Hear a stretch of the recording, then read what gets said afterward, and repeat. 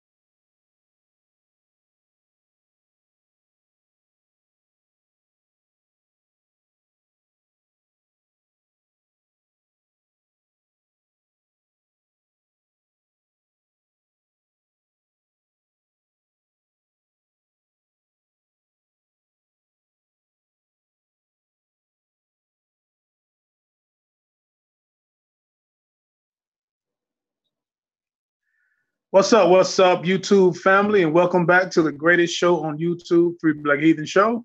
Starting me, the Emperor Atheist, Nate Brody, and my man Drag Not Silk.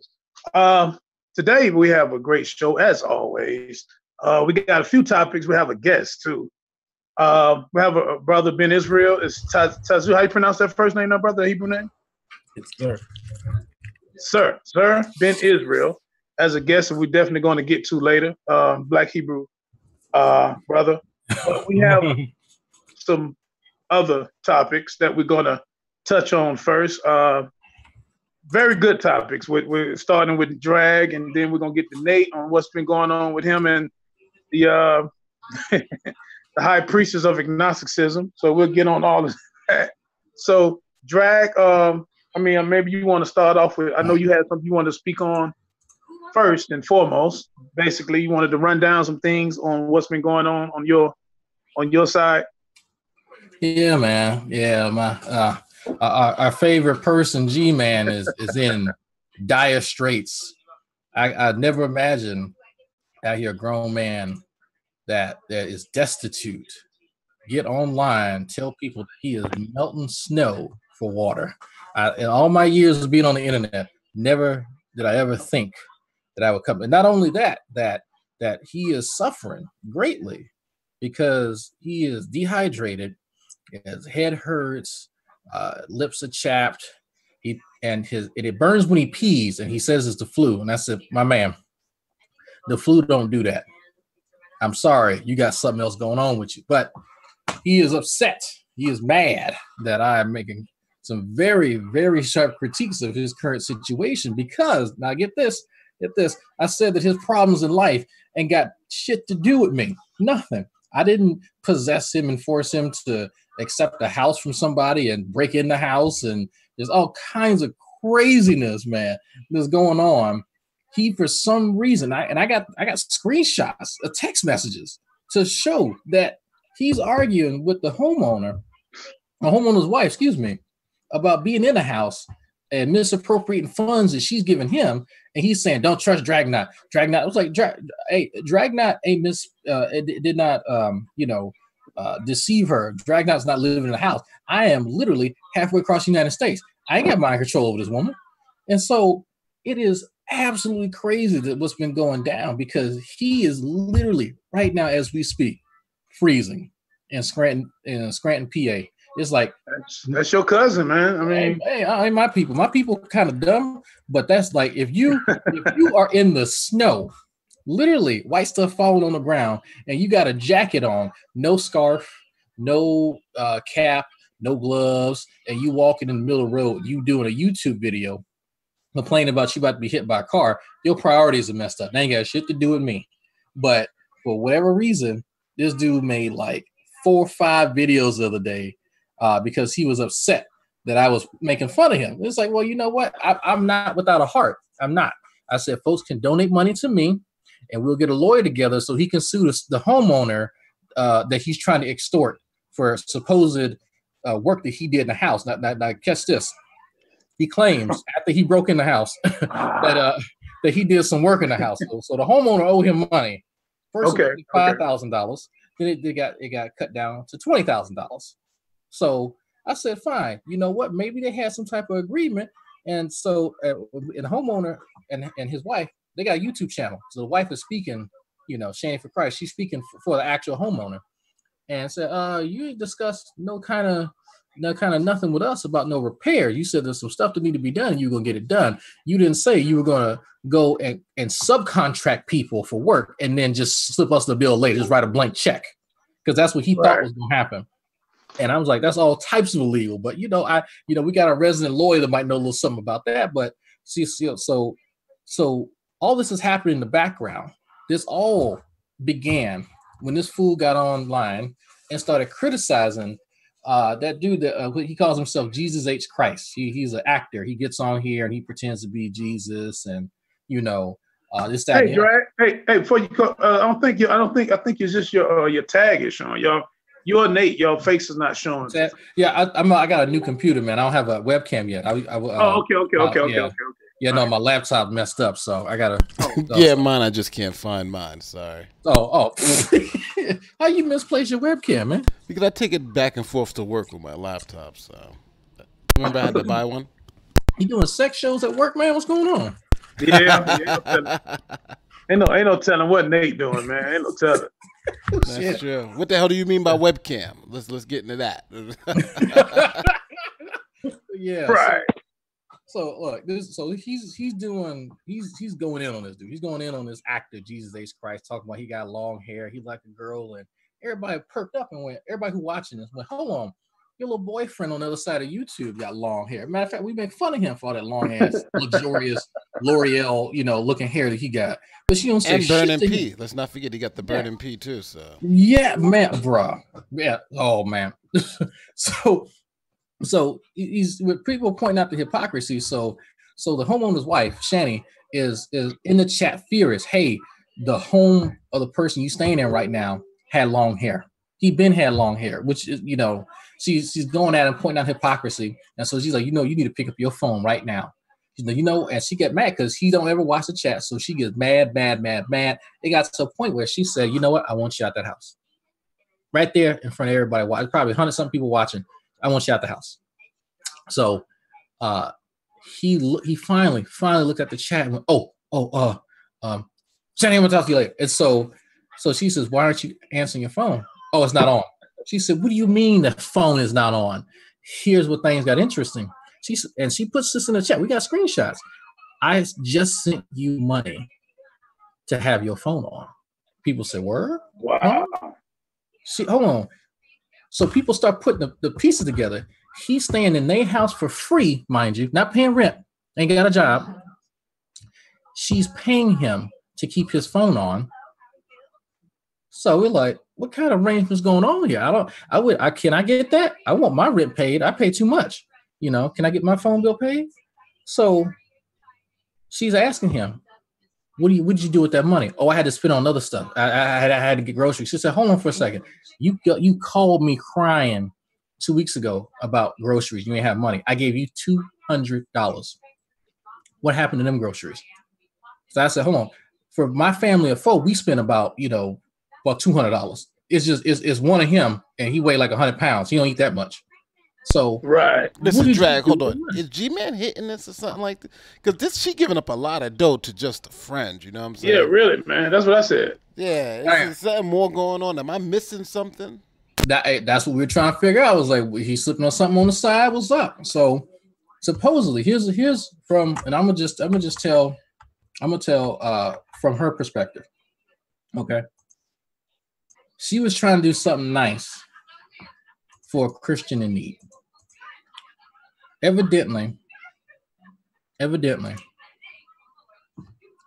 he couldn't go back to his other place, his other residence in New Jersey. Right. So I said, that's fishy. Huh. That's weird. Okay. So she knows that because they're in contact. So she said, I'm gonna do you a solid. There's nobody staying in that house. You can stay. Okay, that makes sense. Here's where things kind of go iffy when I tell people about the story. He didn't have not a nan job, no car. He didn't have a driver's license. He's 40-something years old, by the way. No driver's license. So supposedly he took a Uber from New Jersey to PA, Scranton, PA. And then went and checked out the house, had to break in because he didn't have a key, another red flag. No paperwork, no lease agreement, another red flag. And now he's just staying there. Supposedly he had somebody help him ship his stuff from that little attic he was staying in. He was literally staying in somebody's attic before. And they shipped that down. I said, okay. So where we at? He says that when he got there, the house was in complete disrepair. He said that there was a place in the roof where the roof had literally caved in. I said, well, that's interesting. So he claims to have gotten together with some of his buddies. He got Pookie in them to help him fix the roof. And now he owes them, first it was $25,000, now it's $20,000. I said, oh, okay, so people working on credit for money you ain't got. And you help them with the repair. But 20 grand is like professional roofer money. Like That, you gotta have like brand new shingles. I gotta have a new motherfucking roof for 20 grand. You know what I'm saying? That's like not a scoff at. You gotta have permits. You can't just charge them like 20 grand because you stopped the leak in the roof. We talking about some serious money here. What the fuck did he said he do? What did he do? Did he build a new roof? He said he said it was sunken in, and he said he completely fixed it. Him and Pookie and him. And so I said, okay, I got so many problems with this story because this how is the fuck did they even? It's not like he got any background in roofing. You know what I'm saying? You just get a couple of motherfuckers and go build a roof. He said no. Yes, he does. Little more to it than that. According to him, he said he does. He said he has the way he phrased it. I have a background in construction. That's how he. I got a background in construction. Me sending you to my roof? Nah, this guy's crazy. He thinks that's enough. Because he got a backup. This guy's insane. He is. Shout out Tricky Ricky 2328. But so he says he has a background. So here's what we did. We actually called. I say we. Somebody else did. I'm just taking credit. Somebody else called over there. And they know, and I forgot how. Evidently, he's been through this. One of my dragoons has been through this scenario before, a similar one, and called and checked. There is a permit for that residence, and it's up. I think it's either end of this month or next month. I can't remember which. But they checked, so there is a permit now. Permit does exist, but the amount that he's saying doesn't add up. And so I said, well, hold on for a second. If I let somebody stay in my place and there's something wrong with it, the first, or let me put myself in G-Man's position. If I move into somebody's house and there's something wrong with the residence, the first thing I do is contact the homeowner. First and foremost. Second, if they want me to do repairs on it or want me to get into contact with a contractor, then I need to just forward information. I don't need to physically put my hands on anything. So that's another little red flag for me, because he said he personally went up there with the contractors and helped them fix it. So I was like, well, what's the point of paying somebody to do something you also did? So that defeats the purpose. So that's what they call a kickback. Like, I'll yes. get you this job if you. But even without getting into the technical language, where does G-Man, what authority did he have to enter into this $20,000 agreement with some contractors on behalf of a homeowner that didn't know this stuff was going on? There's a lot of holes in this story, it seems like. I agree. I completely agree with you. And so I'm like, okay. People don't believe everything Shani's saying. Okay, fine. I got that. I got you. Okay. My thing is, I can buy it. Let me buy it for a minute. Let me buy it. Let me buy what G-Man's saying. Where's your invoice of work?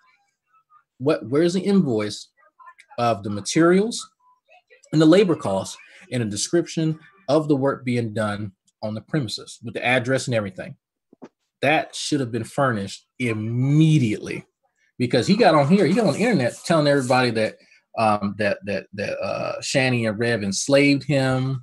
They're trying to get free slave because they're white, you know, they're trying to get free slave labor. But I'm like, you went up there and did that work by yourself. And nobody tricked you to do that. So if you did the work for free, what they're supposed to say, no, just go tear that down. I ain't gonna pay you. Like, I'm not sure how in this case to try and take up for him when there's so many red flags in the story. He can't furnish anything to even show he went to Home Depot to buy a shingle at any point in time. So that's sketchy as hell to me. So now she says, you know what? I just want you out the house. I just, you know, you tell me you did this work. You said all these issues. I just want you out the house and whatever. Well, he says he's not going to leave the house until she gives him $20,000 for the work fee. And I said, $20,000 that she didn't ask for. But the thing is, G-Man, I think this is messy, man. But what the hell was she paying his bills for and all this stuff? It's a big hole into this story. Listen, there's a big hole to this story. There's no way she paying his bills and doing all this and giving him a place to stay. You know, unless it's like he got something over. It's like she, you know, I'll tell a story unless you take care of me from now on. And it's like, all right, this is how I'm going to take care of you. So Shani's been contacting me and kind of filling in certain details, and then she'll put it on her own channel. And she was trying to do him a solid. She didn't realize she was taking on a full-grown ass man, because evidently the part of the agreement was that she was just going to give him the foundation to kind of start his life at 40-something years old, and and he was going to take off from there. She didn't realize he was going to be codependent. So it makes sense to me now. It makes sense to me. I'm a little bit more familiar. He had, according to him, he got like 20 brothers and sisters because his daddy's a hoe. So I've seen a few of them in videos, and I know there's a few of them on Facebook. So I do think he got a whole, you know, wide ass family. But from all indications, from several people and a little bit of himself, he's done burned those bridges. And I see why now, because he has this weird idea in his head that if you're cool with him, you need to take care of him like a fucking child. You have to buy him shit.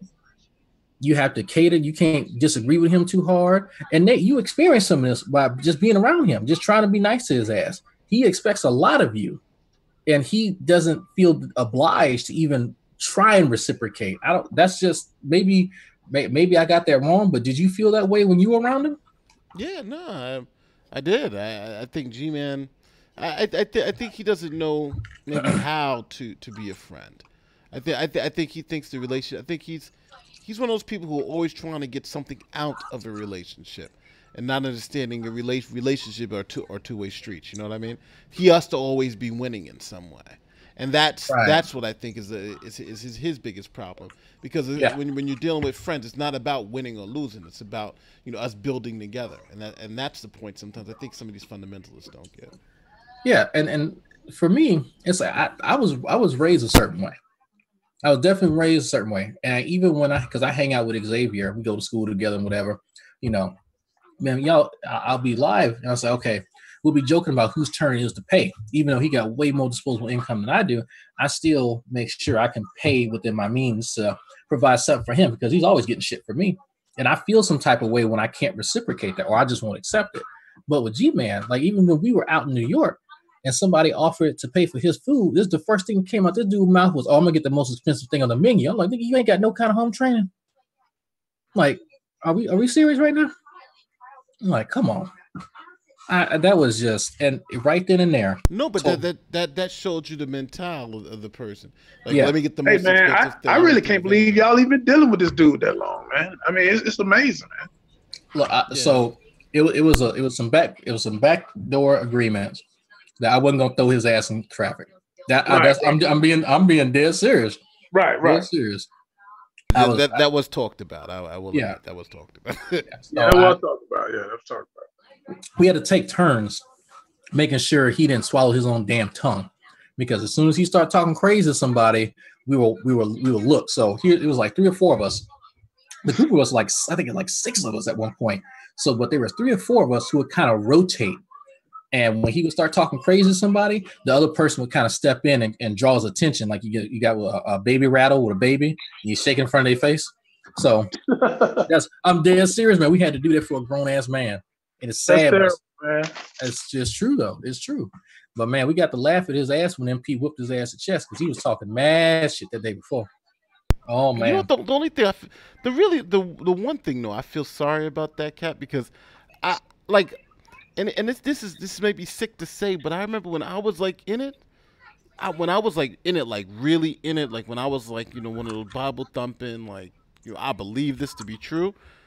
I remember myself being animated like G-Man, you know what I'm saying? Really? And being that type of way. Like, yo, I was like an evolution is false. So, you know, I was just in it. And it took me some time to kind of educate myself to try to get out of that kind of way of thinking, to just thinking more critically about the world. And that's kind of why I took pity on him. But G-Man, I think, honestly, is just not a good person. Like, some people are just dumb, but some people are just corrupt. And G-Man, to me, is more corrupt than just, you know, just dumb. Yeah. The dumbness He's really dumb, though. He's really dumb, though, really. Of course, yeah. I'm not, no. I'm not saying this guy is not. But I'm saying, you know, I think he's got, if I were to label his character flaw, it would be more like, it would be more dishonest.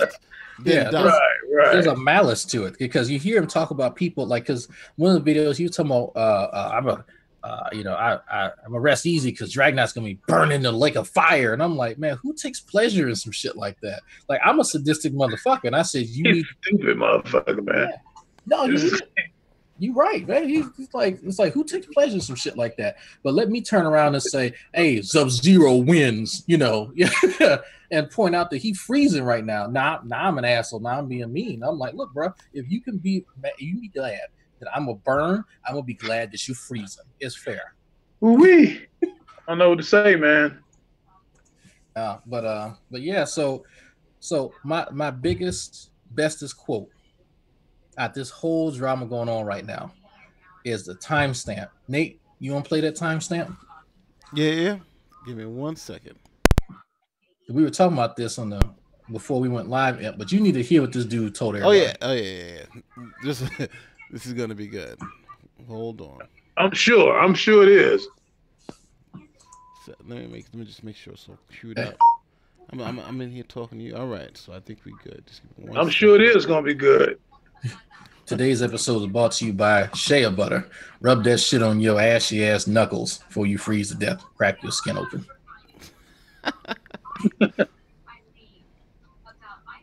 Shit. Okay. 5 minutes. About to send this man a care package, Johnson & Johnson. What would Jesus do? He wouldn't do whatever that cat is doing. He would not do what G-Man is doing. Yeah. Whatever G-Man is doing, he would not be doing that. I know he's a damn clown. I know that. Jesus would be doing the opposite. All right, hold on. Let me play this clip. 1 sec. All right, so this clip should be good. All right, so here we go. So listen to this clip. Let's see what your boy G-Man is saying.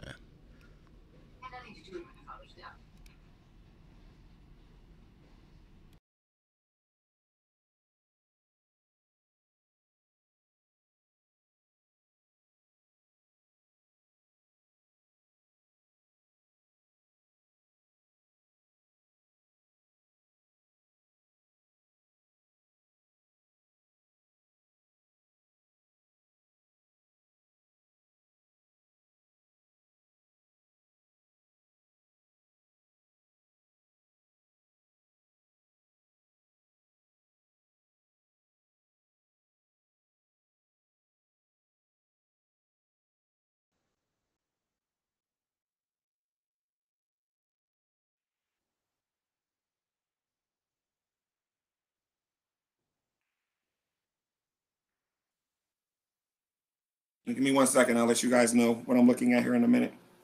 It's apparently. Give me a second here.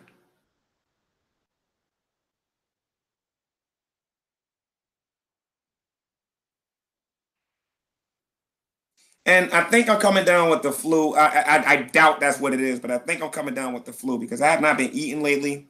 The urine's been burning when I go to the bathroom, and I'm like I said, I have not been sleeping well lately. I just haven't. Like I said, I miss my little puny apartment in New Jersey. I really do.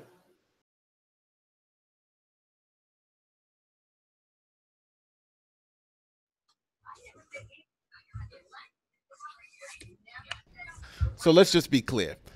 He said he hasn't been feeling well. And his urine has been burning. Yes. Because he has the flu. Yes. So he believes because his urine is burning, that triggers the flu. He doesn't know that urine burning isn't a symptom of having the flu. No, he does. For some reason, this dude has went 40-something years of his life in America. Somehow believing that when it burns when you pee, that's because of the flu. That must have been what his girl told him in science. He be like, yo, my fucking piss feels like razor blades. He's like, you got the flu. Take some Theraflu. Why am I peeing green? Oh, that's a headache. That's a symptom of the headache. Yeah. I'm just like, of all the stuff that he could have told me or anybody else, because he gets mad when I go to his channel and I pick up shit that he says and I make fun of him. It's like, bro, you just handed it. You might as well just hand me your ass. Just mail it to me. Put it Xerox, something. That's terrible, man. Like, who says some shit like that? Your cousin? That's kind of pathetic. You say this right is your there. cousin? That ain't my cousin, man. He'll be saying that shit. I ain't related to this dude. Yeah, that's his first cousin. That really is his first cousin. No, that's not, man. That's your people, man. I'm my people. I don't know. I'm Creole. Wow. That's Jamaican. That's straight. No, he's straight Jamaican. Stop playing it, man. Just y'all go to family union every year together. Yo, talking about stupid though, man. What's going on in Virginia, Emp? What's going on with all your people? This is the down south people. They fucking all the Democrats. They blackface now, shoe polish on their face. What the hell's going on? What you mean? What the hell going? What's been going on with these damn devils? I mean, ain't nothing. I mean, you act like it's something. This is a conversation that me and you had like some months ago when we talked about the Democratic Party and how black people are so apolitical towards the Democrats. We rather vote Democrat or Republican. Listen, man, they all come from the same, cookie dough. It's stuff. DP ain't no telling. It's a lot of stuff you ain't dug up about these Democrats. In college and their college days, and so I mean, nothing surprises me about none of them. So I mean, it's not shocking to me about anything being found out about any of them. So I don't know why y'all so shocked by this, man. Like it's some type of I don't know, some type of great prophetic news or something.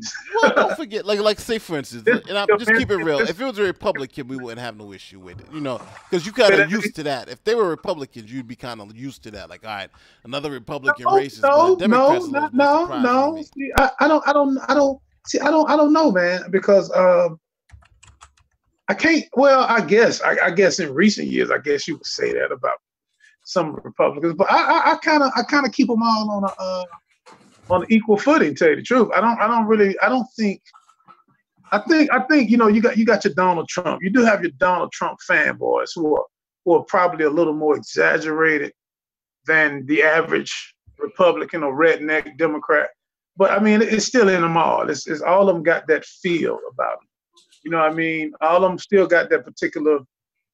It's just something that's innate, man. It's hard to get out of them, man. I mean, they want your vote, so they're gonna smile. And I mean, just like Hillary Clinton. I mean, Hillary Clinton, that Arkansas background, the things she supported back in the 60s and 70s.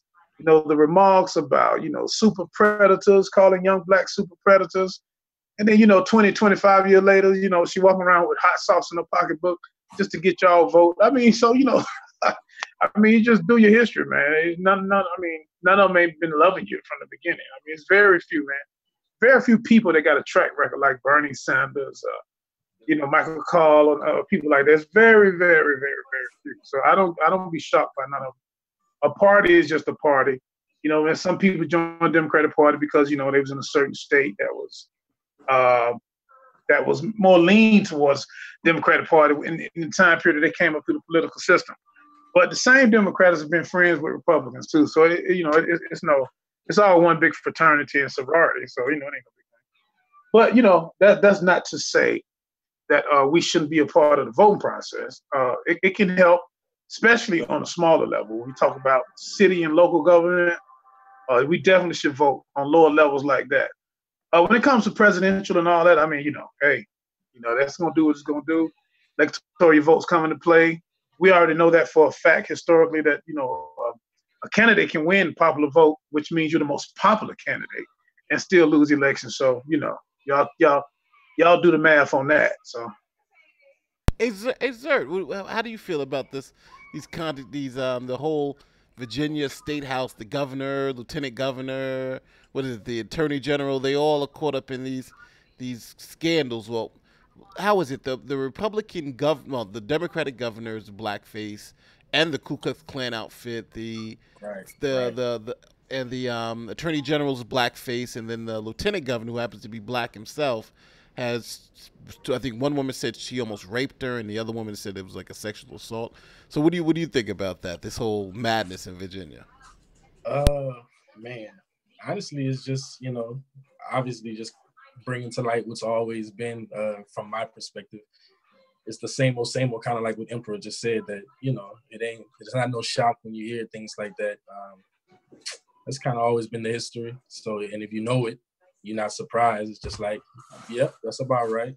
But it definitely is, when it comes out, it's crazy. Like, yeah, they still really rocking like that. 2018, things don't change. So, honestly, I don't really, really dabble into politics too much. I don't really subscribe to it. I don't necessarily believe that we actually have an opinion. Kind of like, again, what Emperor said, when you get into the big, Democratic Republic, that whole thing, it's more of an illusion of inclusion, for you to feel like you have a choice. But, you're really choosing with the options they've given, not you don't actually have your man is never going to really be the person up front. Yeah, but that's always been a criticism. That's always been criticism of a two-party system, right? You're not really voting for your guy; you're voting against the other people's guy, right? Right. So if you're into it, I would say, yeah, pay attention. I'm also, I look at things more so from a spiritual standpoint and prophetic standpoint. So that's why I look at those things only as a guy, but that's kind of, to me, would be like a minute thing, not enough for me to really pause in and hone in on, like, I need to be paying attention like that, But I agree with everyone he said about on the lower levels of government, that you can't affect what happens in your neighborhood. You can't affect what happens in your city, depending on, in a sense. So, but I don't vote myself. I don't necessarily, again, I don't subscribe to I wouldn't take on the banner of America, and so I don't participate in its its ways like that. Yeah, no, I hear that. I hear that. But again, it's it's interesting because I think this president has pushed these boundaries, and now, I always think it's good to kind of find out where the boundary is. But I think in some instances, it's gone too far. You go too far over.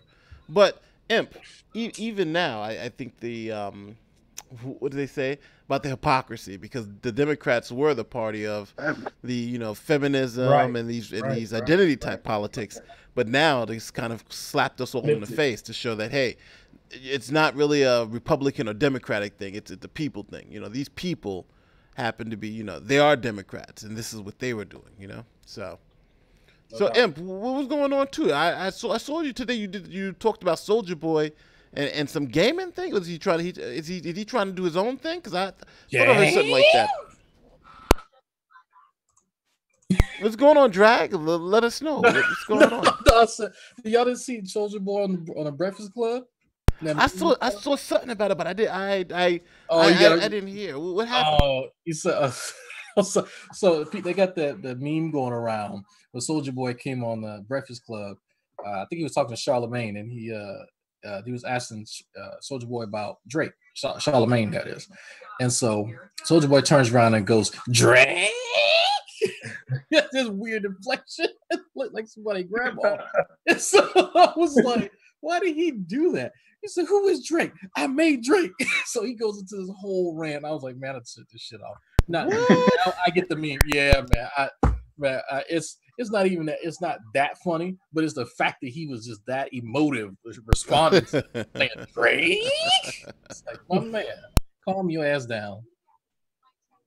But my man Imp said that he got the video of "I support Soldier Boy." I was like, "Oh, Soldier Boy, what happened? Is he got some trouble?" But what was it about that? Because I remember reading. I remember reading something about him trying to start a video game company, but I wasn't really all into it. So I was like, maybe that's what Imp is talking about. Imp bought one of the consoles. Huh. And I think Imp stepped away. You see, I'm talking to. I was about to ask him about it. So he froze up too. I heard about the console.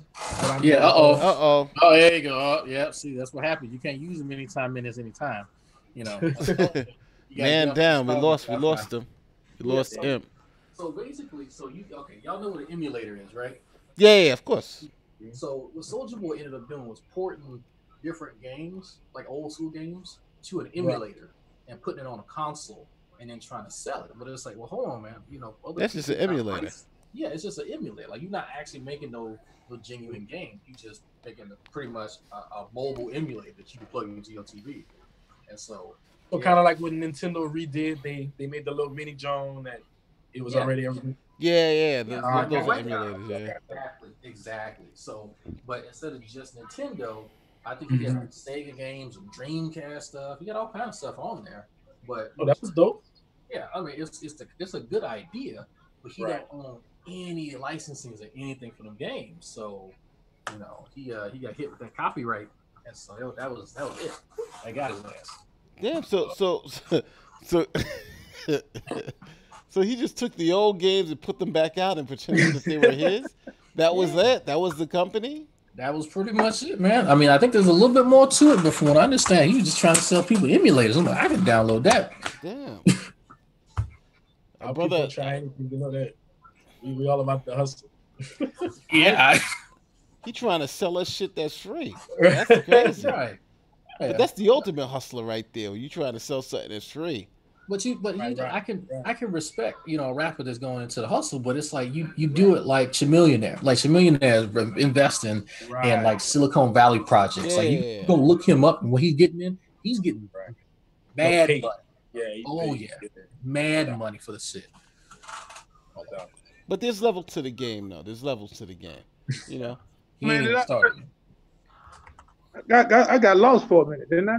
Yeah, man. Yeah, you froze up on us right You walk too far away from Wendy's, man. You can't be just using their Wi-Fi and walking to it. That's right. Got me. Yeah, man, but no, the video I made was talking about Soulja Boy.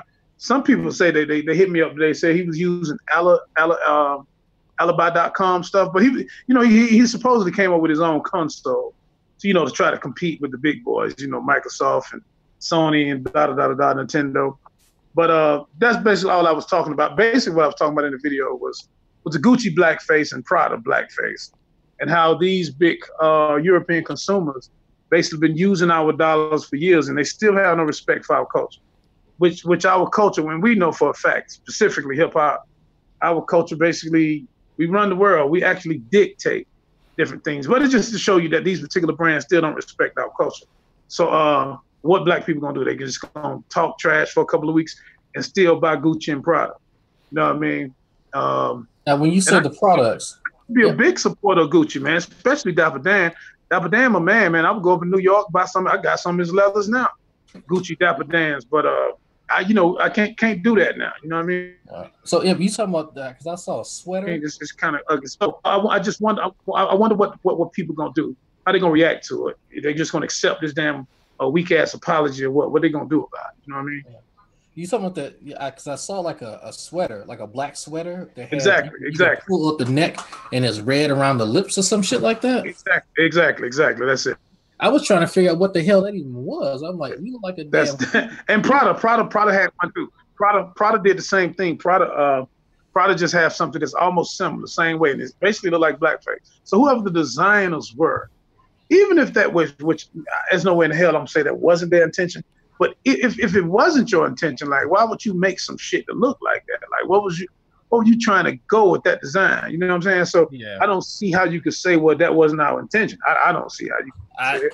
I looked at I saw the sweater. I didn't see the other one. I saw the sweater thing, and I'm just trying. For one thing, it's ugly as hell. I don't know who's gonna Yeah, buy. that shit look terrible, man. What the fuck? Who would wear that? A sweater would look like it has foreskin on it, and so you pull the foreskin up over your face and red lips around it. I'm like, who's actually buying Right. it? But Right. that just show you how much they respect us, though. Like in perspective, just bro, that that's on purpose. You can't. There is literally no excuse or no. Yeah, I don't see. Yeah. What could the designer say? What could the designer say? Right. But this what I was on Snapchat yesterday when I saw it. It was either today or yesterday. I say, now let's see what the hood go do now. King up or coon up? Because our people, our people will be mad for a week. You gonna see us with the Gucci belt. You gonna see us with the Gucci shit. Like, that's the problem. You know what I'm saying? That's the problem. Here's me. I don't buy that shit nowhere. But I think it's a huge problem for one person. And I think y'all know who that person is. Who? Gucci Mane. He gotta change his name. He gotta be Dollar Store Bill now. I don't know. Like, he gotta have to find a new name because it's like that's gonna be rough. That's gonna be real rough. But you're right. I think most folks, but that's not just black folks now. That's a lot of folks who are upset over finding out that Chick-fil-A gives to certain organizations as LGBTQ, but all the real progressive folks wanted to get together, cancel Chick-fil-A, but then that lasted a good 2-3 weeks. And so, you know what? I don't have to support everything that an organization does, So I'm gonna have to either choose whether I'm going to be a consumer and just put my personal feelings to the side, or I'm going to be an activist and really be rigorous about supporting only the organizations that I think are going to do good in this society.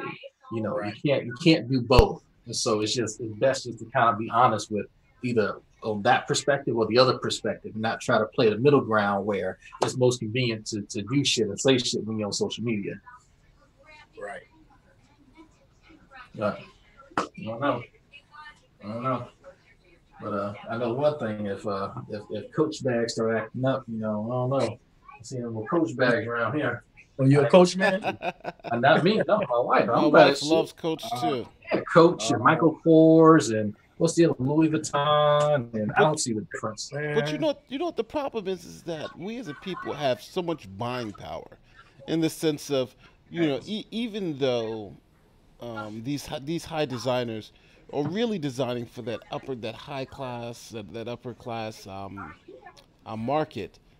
The people who are actually buying those materials are the people in the hood and the projects trying to emulate these rap stars, Gucci Mane, all these people.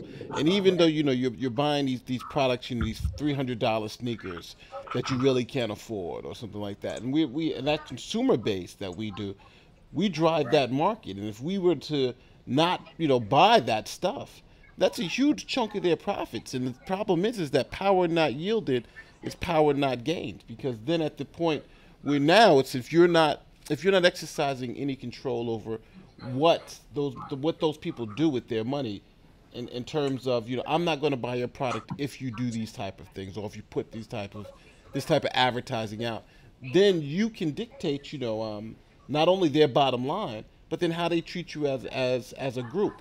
And right now, we just don't have that. We don't have that will to say, okay, this is enough. We're not going to let these people do this. Or even if they do, we're going to let them know that we don't appreciate it. And we're going to let them know through the bottom line. And I think it's just the mindset, of our people. Like you say, we flashy. We like the nice things. And I think it goes back to still trying to, I'm going to speak for as far as Black people. I think we always still trying to catch up and show that we're equal, show that we even with with everybody else. And just like you just said, that's how they get us every time. Now, I was actually talking to a friend about when Black Panther came out, right? And nothing against Black Panther. I thought it was an amazing movie. So many messages within it. But I was saying it's crazy how we'll go all out, and other nations made it as good of a movie as well. I mean, if you're a Marvel fan, I'm a Marvel fan, period. So I was gonna see it regardless. But it was like I saw how big they made that, and I'm like, opposed to Birth of a Nation, where you had literally a real hero. This is an actual person who was a black hero. And that didn't do nowhere close to what Black Panther did. You know, and I think that kind of plays off of going into the mindset of our people, of what we put as perspective and when we put it, you know, what's important to us in a sense, kind of, that makes sense as far as we love the dream, you know, the real stuff. Yeah, but come on, you talking about Birth of a Nation versus Black Panther with what people gonna go see? You know, Right. I don't know how much weight we can put in that, because I'm seeing any Marvel movie that come out, no questions asked. They can put a piece of shit on a trailer and say we're gonna play that for 2 hours, and I'm gonna pay my money and I'm gonna look at that shit before I say I'm not gonna. You know what I'm saying? Birth of a Nation, you got to convince me. Did you see it in the movie theaters? Did you pay money to go in the movie theater to see Birth of Nations? You know what I'm saying? Right. You know, I didn't. You know, and I saw the movie and I thought it was an excellent movie. But you know, if they told me I had to pay $10 to see it, then I'm going to watch it on video. You know what I'm saying? But it had nothing to do with the quality of the movie. You're part of the problem. Yeah, it had nothing to do with the quality of the movie. I'm just saying, you know, and look at you. You saw Black Panther too. Did you see it in the movie theater? I'm telling you, because that was a experience. It was a different type of thing. I agree, but I'm a Marvel fan regardless. That's why I said, for me, it can't really count because I was gonna see it regardless. But I'm talking about, there's a lot of our people, they didn't even know, they was asking to go see Wakanda. Can I get 2 tickets to Wakanda? Yo, isn't that crazy? People really thought Wakanda was a real place. That's what I'm saying. So saying, but that's insane. We love the dream, man. That's we love insane. the dream more than a real person, Nat Turner, a real person who really fought for black. You know, no, but that shows you how education is today. There were black people out there who thought Wakanda was a real motherfucking place, not even a joke. About that That's shit. Like insane. So we got 15 minutes before we get into this, but I got something to say. Yes. Okay, so Nate, you know Alicia, my friend Alicia. All right, you know she got a mouth on me. I should probably rephrase that. She's from New Jersey, so she's not gonna hold her tongue for nothing. Me and her were talking about this whole thing, about how you got, and if y'all just tuning into our show, we do a lot of social commentary, and it's not just, you know, fuck white folks and all that kind of stuff, because trust me, we everybody gets there, but this is an introspective look. If my philosophy is, if you're going to criticize folks, start with yourself, start with the people around you. Right. Me and her had I shit you not, almost a 3-hour conversation on the very same people talking about revolution, talking about changing the world, talking about wanting to start Wakanda, will not get their ass up, go to school and get an education to even be a part of Wakanda. They're not going to go get a trade to go and support, because they had different tribes. Each tribe did something different. They had tribes into agriculture. They had a warrior class. They had all types of stuff. These are the same folks who don't want to join the military in any way, shape, or form. I'm not talking about just the American military. I'm just talking about any military or paramilitary, organization in their own backyard. You know, if you want to be policed by folks, be policed by your own people. Okay, we'll step up and do it. Well, we're talking about literally building a nation, a technologically advanced nation. That takes engineers, that takes scientists, that takes researchers, that takes all this kind of stuff. But people over here scared of mathematics. So meanwhile, we got, what was the I can't remember the name of the book. They made it into a movie recently about the 4 black women to help U.S. with the space race, helped us get to the moon. Hidden Colors. Hidden Colors. There we go. Hidden Colors. You got folks like that. You know, and they still exist to this day. Right. That kind of fear didn't stop them. They literally helped change America. So I'm not about a whole lot of talking. I like doing. I like people who aren't just sitting behind a computer screen saying that, okay, I'm sick of white folks doing this, that, and the other. What are you doing to help fix the problem? I understand that. I got that. I agree with you. I've been there. I identify. What are you doing? Not a goddamn thing. And so that's what frustrates the hell out of me when people start trying to talk big about what they're going to do and what they want to see and how society should change around their ideology. Right. Yeah, that's a good point, man. Well, listen, this is actually a good segue, because right now it's about 10 minutes to. So, now please, if I mispronounce your name, please, I apologize, because it seems to be spelled.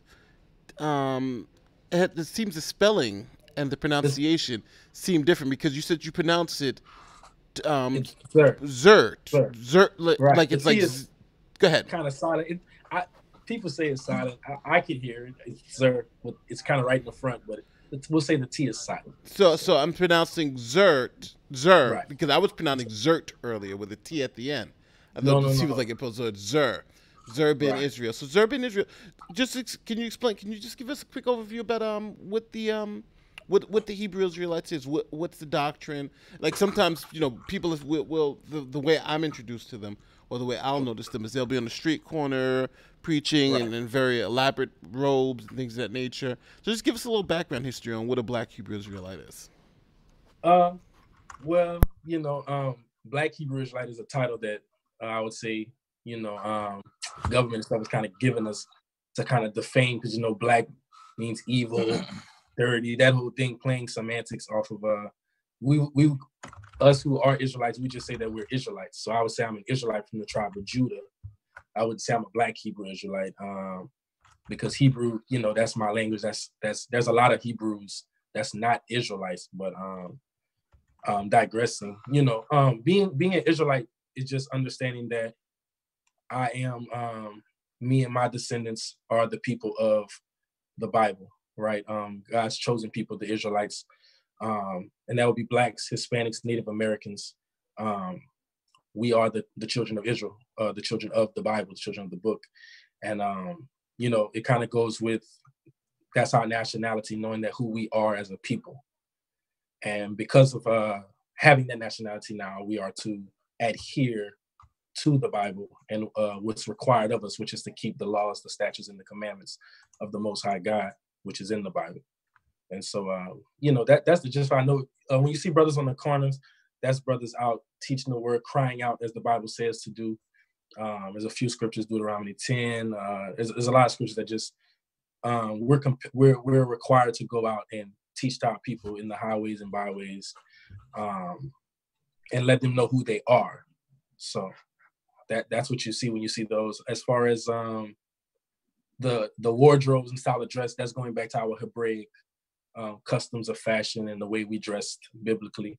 And so that's what you'll see. Like I'm wearing my fringes because that's a law that's required, that we wear fringes with a border of blue. As you get into the laws, you see what it is that the Most High required us to do. And so you just keep those things. A man is to have a beard, things like that. So I would say that's the pretty much gist of it, is understanding your nationality and understanding that you're the people of the Most High God, the God of the Bible, and to adhere to his law, statutes, and commandments, because that's your heritage, that's your culture. Now, yeah, that's something that I've definitely heard Right. over a number of conversations I've had. I've actually met one of the brothers on the street, and we had a conversation about the chart, the chart of the 12 tribes of Judah, if I'm not mistaken. It's the 12 tribes of Israel. Judah is Israel. one of the tribes. Excuse me, Israel. Well. Yeah. Thank you. So yeah, that's and I find it interesting because it's just my knowledge of genetics. Right. It seems as though some of the different tribes would actually stem from the same haplotype. I don't know how familiar you are with genetic maps like that. Very, just a little bit, not nothing major, but I understand. That's always the conversation of debate when it gets into the charts and stuff like that. So, I know that's something I've only been in the understanding of my nationality for about 2 years, maybe a little bit more. Before that, I knew of it, but I was trying to debunk it because I was a Christian. So I was taking my time. I spent like a whole year trying to debunk it. Like, this is not true. This is not true. And, after I couldn't debunk it, then, I had to accept it. And then, so I've been practicing and living in truth for about 2 years. So. Okay. So as far as the evidence used to determine which one of those tribes comes from, these different groups, such as one of them belonging to Native Americans, how is that established exactly? So it's established. The first main thing I would say is it's established by Romans 8:16. Can I read that scripture? Yeah. No, feel free. Okay, cool. So Romans 8:16 reads this: "The Spirit itself bear witness with our spirit that we are the children of God. So the first thing is, once you hear, hey, you're an Israelite according to the Bible, it's either going to bear witness with your spirit, something within you, or it's not. So everybody who is a so-called Black or Hispanic or Native American, so-called, it might not bear witness with your spirit, right? Because just because you're of that nationality, that bloodline, that descendancy, don't mean you're of the Most High God. And that's going into when you get into the Bible, right? God has a chosen elect of people who are considered his people, are going to be the ones that are going to make it into the kingdom, right? And you have some of us that we still wicked, we still want to do what we want to do. We don't want to adhere to either accepting that we are the Israelites, or don't want to adhere to the laws, what it means to walk in truth of the Bible. So because of that, everybody who is an Israelite is not necessarily an Israelite spiritually. Meaning they're not going to bear witness with this. The Bible says, thou shalt not kill. I'm still going to want to murder my brother because he stepped on my Nikes. I don't have love and compassion within me to say that's my brother. I can't kill my brother. So, and that's this. I'm just giving an example of whatever your sin might be, or sin that brothers have to deal with and get certain spirits out of them, so where they can walk upright and deal with their people in a certain way. That it starts off with bearing witness. Something is going to resonate. You're going to know, hey, that's the truth. And then we also deal with Deuteronomy, the 28th chapter, as far as understanding the curses and our people are under it. Now, when it goes to the chart, I'm sorry, because you asked about the chart specifically. So Genesis 49 kind of is one of the main breakdown points. The progenitor, the father Israel, told us, who would overlay us or overtake us, in the last days. And so it's going off the prophecy of what he gave us and a bunch of other prophecies throughout the book. You put it together, you look at the people, and you see their history, and it lines up, it matches with the prophecy, and that's how you can identify these different tribes. Okay, because it sounds like it's you take I guess American history and you kind of superimpose what's in the Bible, and then through that interpretation, you establish these different groups, whether it be Native American, African American, so on and so forth. So, I wouldn't just say just American history, because you can look at some of the things. The curses is not just, this isn't the only time these curses have happened. They've happened over and over and over throughout history. But as far as like when you're getting to the Northern Kingdom, those tribes, then you would have to refer to American history because they were here right before all of us got here and before the Europeans and them came here. And that's how you can identify them because of what happened during those times in the conflict with the Caucasians, right? Okay, and so that's where I've heard most of the scriptures are, I guess, verified in the minds of many people who identify with, because it's interesting that people read it and then they feel a bit of a confirmation with what's being said, and based on I guess cursory knowledge of American history, they sort of connect certain dots in their mind to say, okay, what these scriptures are referring to are actually things in the in the last few hundred years. So a quick question is that why is it that most biblical scholars don't draw these sort of conclusions, like people who are more fluent in Aramaic, Koine Greek, so on and so forth? Well, when you start getting into the Christian scholars, for the most part, because they're coming from a Christian perspective of the Bible, the Christian perspective of the Bible is an all-inclusive perspective of the Bible, and it has to do with the Old Testament is done away with. Now that Christ came, everybody can be saved. Everybody can be spiritual Israel. You have all these other little concepts that come into what's considered Christianity, and but the Bible itself isn't saying those things at all. And so Christianity is not a good lens to look at the Bible in. It's not the proper lens. If you're looking at it from that perspective, you're going to be off because of the concepts that are being given to you. When it comes to their understanding of, okay, how does this connect to the people here and the so-called African Americans and the so-called Caribbeans and all these people? they're not going to see these prophecies for multiple reasons. For one, like I said, they're coming from a Christian perspective, and for two, the understanding of the Bible was given to the prophets of God, which are the Israelites ourselves. So that they're just not, certain things they're not going to be able to link up. Certain things is not going to ever make sense to them. They're going to always come to their own rationale, reasoning of things from the perspective and what they want it to be, not what the Bible is saying, because it wasn't meant for them to have that understanding. The Bible was meant for Blacks, Hispanics, and Native Americans to have that understanding. That's it.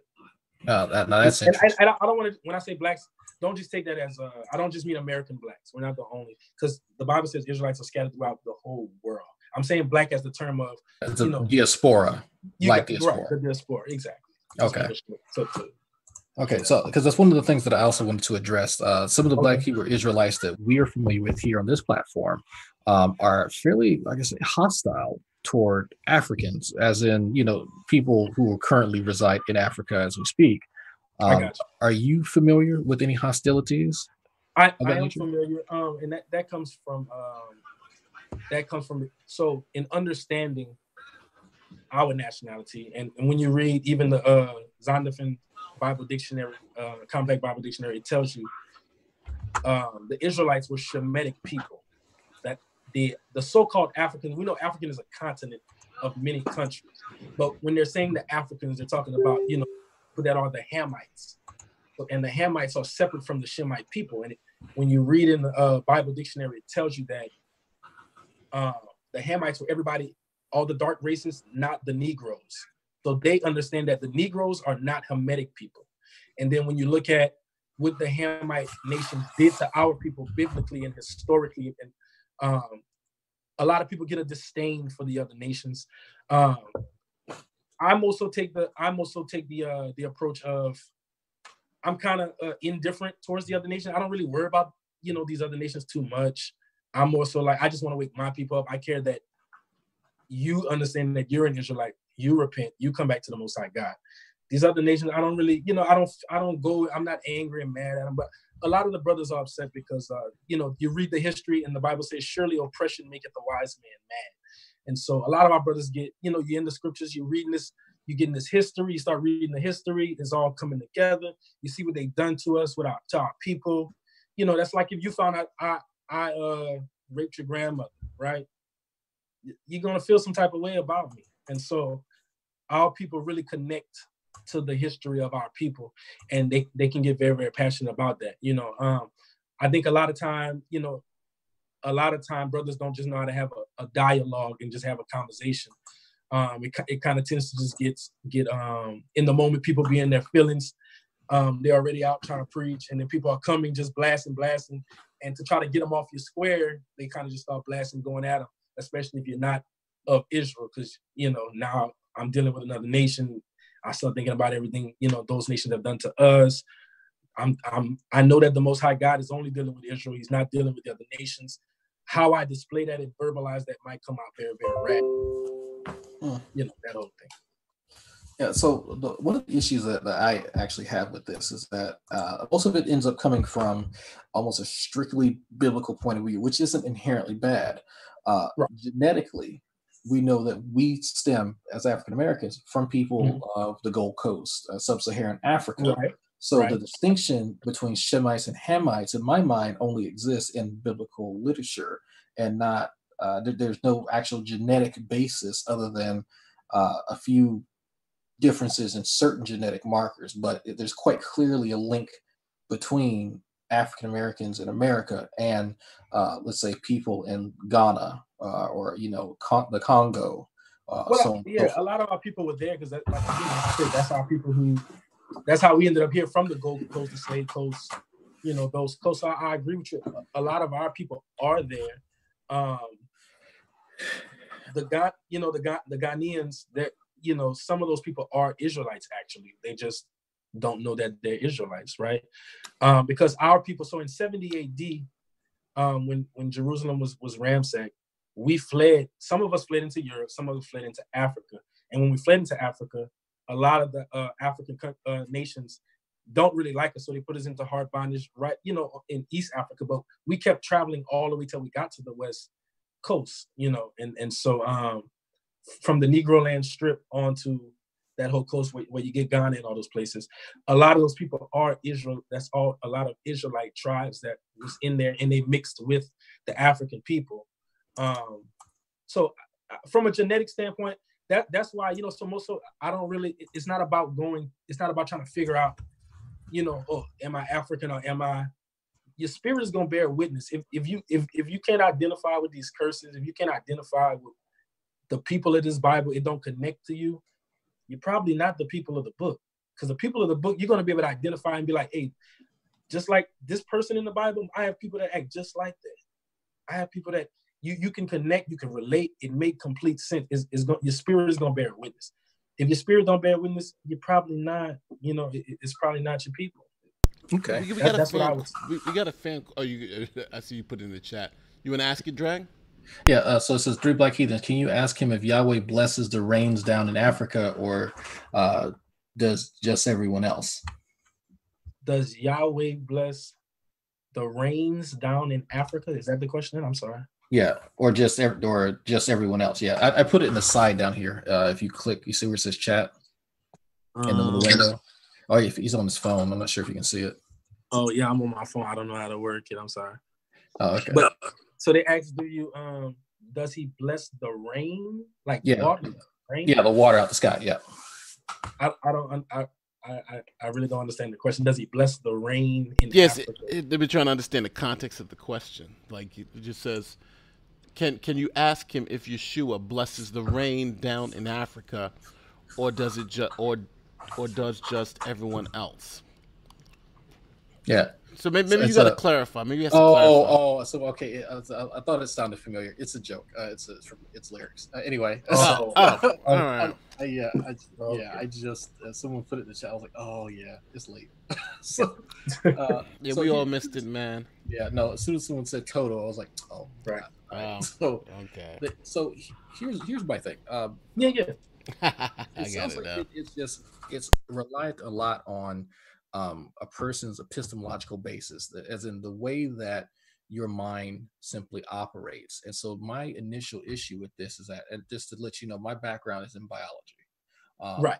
I require a lot of empirical evidence, for me to come to certain conclusions. And my initial issue with this is that it seems like it's up for confirmation bias.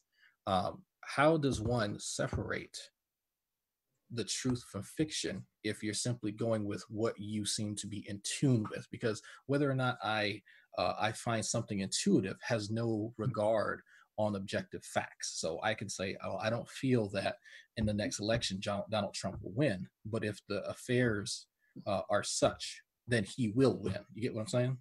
Yeah, I'm with you. So how does one separate their personal feelings and eliminate confirmation bias and try to come to what you say is the truth here? So honestly, I don't necessarily think you can, because the first thing would have to come with faith, right? I'd have to believe that the God of the Bible is real. I would have to subscribe to the God of the Bible, right? And then I would have to identify and believe that I am the people of the book. I don't know if you can, like I said, you can go and try to do the genealogy thing, from what I've researched, and when it comes to genealogy, the DNA, all that kind of thing, and more about, of course, you major in it. From what I've seen, they can't really, they can't really give you real. They can't give you a big. They can't. I'm trying to fix my words to say, like, they can't. From what I've researched, I haven't seen them be able to tell you definitely you're this people, right? They can say, oh, some things in you is this, and some things in you is that, but they can't say, okay, you're this, you're this. So that's why I would say, I mean, if I know that my people came here on slave ships, that's I don't have to, you know what I'm saying?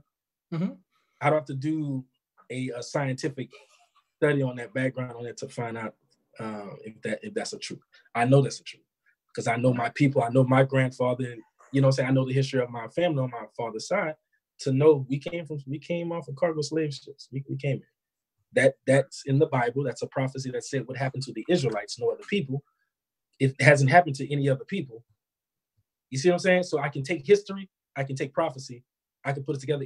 It applies to my real life, and that's kind of how, you know what I'm saying? That's kind of how that's how you can bear witness. As far as from when you start getting into scientific stuff, and I'm not saying that's not scientific. Science is a real thing and it has its place, but a lot of things in science, I don't necessarily subscribe to. And again, I'm still learning a lot of different things. When it comes to the scientific side of it, I'm sure there are explanations. I would have to regress and put my hand over my mouth as far as being able to explain that from that perspective. Yeah, but one thing I'm trying to see, like, I'm somebody who likes to deal with the argument, and I like to try to follow the person's reasoning, just from if we have like unstated assumptions to their conclusions. And there have been and in the line of reasoning that you've been putting forward, it seems like we've been making. There seems just to be these jumps, like these people will automatically understand, or even in the story that you're telling now about knowing how it's your family history, it's really an assumption, because for instance, I thought I knew my family's history pretty well until you find out, oh well, actually this happened or this happened or this happened. So are you saying that you would believe the genetic testing wouldn't be as powerful of evidence if it said, for instance, your family didn't come through the Atlantic slave trade. They could have been wealthy farm owners that came through the north and then you just happened to be here in this time now, but they weren't slaves, because they were a small portion of people who came here from that continent that weren't slaves. You have a whole bunch of people now who came from, let's say, who directly came here from sub-Saharan Africa or something like that in the 1960s and immigrated here, and that could be somebody's parents, and they may not have known that their history doesn't include slavery. So what makes you so confident? And if the genetic testing tells you that this doesn't have to be true for you, would you believe it? Honestly, for genetic testing, for me to have to believe it, honestly, I would have to really understand genetic testing. That's why I say I'm still trying to learn the science of it. I started trying to learn that perspective of it, how genetic testing works. From what I found, that's what I'm saying. They can only give you 0.1% of, it's not no heavy weighted. I haven't seen anything. Now, like I said, Drake, you might be able to inform me on something that, hey, nowadays they can definitely tell you this is you. I haven't found that they can do that. They could tell you enough that where you got to pay the next 21 years of your life in child support for a child. You know what I'm saying? Yeah. They tell you more enough where you use the father where you got to pay, and that's your kid. You know what I'm saying? That type of credibility. Is that convincing? But I'm saying at the end of the day, with that, right? If I don't understand science, right, I'm still taking a chance of faith that, hey, they said it is. I gotta just believe it, right? No, but there's a lot of things I don't understand how this light bulb works right here. I don't understand a lot of things, but it happened to work. And I do have faith in the system. But I would suspect if you were to go to court and they said, well, guess what? We took 20 DNA tests and they all say you're 95.9%. Is your argument going to be like, well, what about that 5%? You know what I'm saying? Or are you going to be like, all right, that's my kid? Though you don't understand it, would you agree with it? Because I don't think that's a good analogy, just because, like I said, if I don't understand, nobody's ever going to make the argument, I don't understand how swabbing and genetics work. How do I still know for sure? Nobody's going to make that. They're just going to be like, well, they said it was 99% chance. I guess it is. That's the average person. So I'm saying, but if I'm saying I really want to know for sure, right, I would have to learn how does DNA work, how does genetic testing work. I would have to understand it for myself to be able to say, okay, you know what, this really works. So now apply it to me. This is what happened to my family. Okay, but until I'm saying the average person don't really know a lot of these sciences, right? For me to say, it's still a level of faith, is what I'm saying. I'm just, because scientists told me that this works, this is how DNA works. Yes, so I'm taking a level of faith of believing that man's telling me the truth, that's what that is. The same level of faith in I believe Bible prophecy and history, they both line up. It affects my life. I would say that's the same level of faith. I would agree with that. If that's not, if for instance, you're saying the same level of faith that you're talking about and believing that the Bible is the same level of faith that you believe scientific truths, and I don't believe that's even close to accurate. And the reason why I'll say this is that right now, there's been many people that we know right now who've taken these genetic testing and found out that this is their kid, this is their kid. Not only does these genetic tests work, but we put people to death with them. We do parentage, like these things are and true. I don't know how they do the math and how they do the whatever they look at it to show that this person is related to this person. But I know that there's so much of our society built on that thing being accurate today. That I believe that. That's different than somebody telling me that there's some mystical stuff in the book that actually is true. Even though these claims do require some level of confidence in the person reciting them to you. But I think one being backed by kind of the scientific rigors that we all trust today. The reason why we're able to talk and communicate right now over this medium is because of the science that we're relying on. So I think that type of confidence in that is different than than the confidence in the Native Americans saying, there's a God that's blowing around the wind, and that type of faith they have in that. You would agree scientific truth or scientific provisional truth through science and having faith in that is different than having faith in the Indian wind god, right? You believe those wouldn't be equal. I just think it's a level of faith either way you choose to go. That's all I'm saying, that where you choose to put your faith in is where you choose to put your faith in. So, at the end of the day, like I said, when it comes to those type of things, unless I am a scientist who I studied this so I understand it for myself. Like I'm a producer, right? I'm a music producer, freelance musician. I understand music. I understand how this keyboard works. I understand how to program sounds in it, how to get what I need out of it to make it work. So if I'm telling somebody something, I know for sure it works. But if they're not a musician, how do they know for sure that that's how that works, right? They're taking my word. They're going to trust me, or they're going to say, now if they start playing music, started getting into the keyboard for themselves, learning that, hey, this is how this works. Then you see what I'm saying? It's not a level of faith because I know it for myself. What about this? What about if you had that same piece of equipment you're talking about? Let's say you had someone who you knew was a doctor in keyboard or whatever, and they could build keyboards with their eyes closed. This person, they told you this keyboard wasn't working. Versus someone else who you're talking about, like me, there's some type of layman who says, hey, that keyboard works. So you have one guy who's never even probably even saw a keyboard before. He sees it, he tells you it works, and the guy who's built keyboards for his whole life and have done it, he's telling you the keyboard doesn't work. That guy says it doesn't work. The other guy says it does work. And I'm asking you, are you saying that both of those claims from both of those people, you would treat them you would have the same level of faith on both those claims? The guy who's never even touched the keyboard versus the guy who's built it for their whole life and who knows with it. And he says it doesn't work. You would say, I don't believe him. I treat both these claims equally, because I wouldn't. No, I agree with you. I wouldn't say that.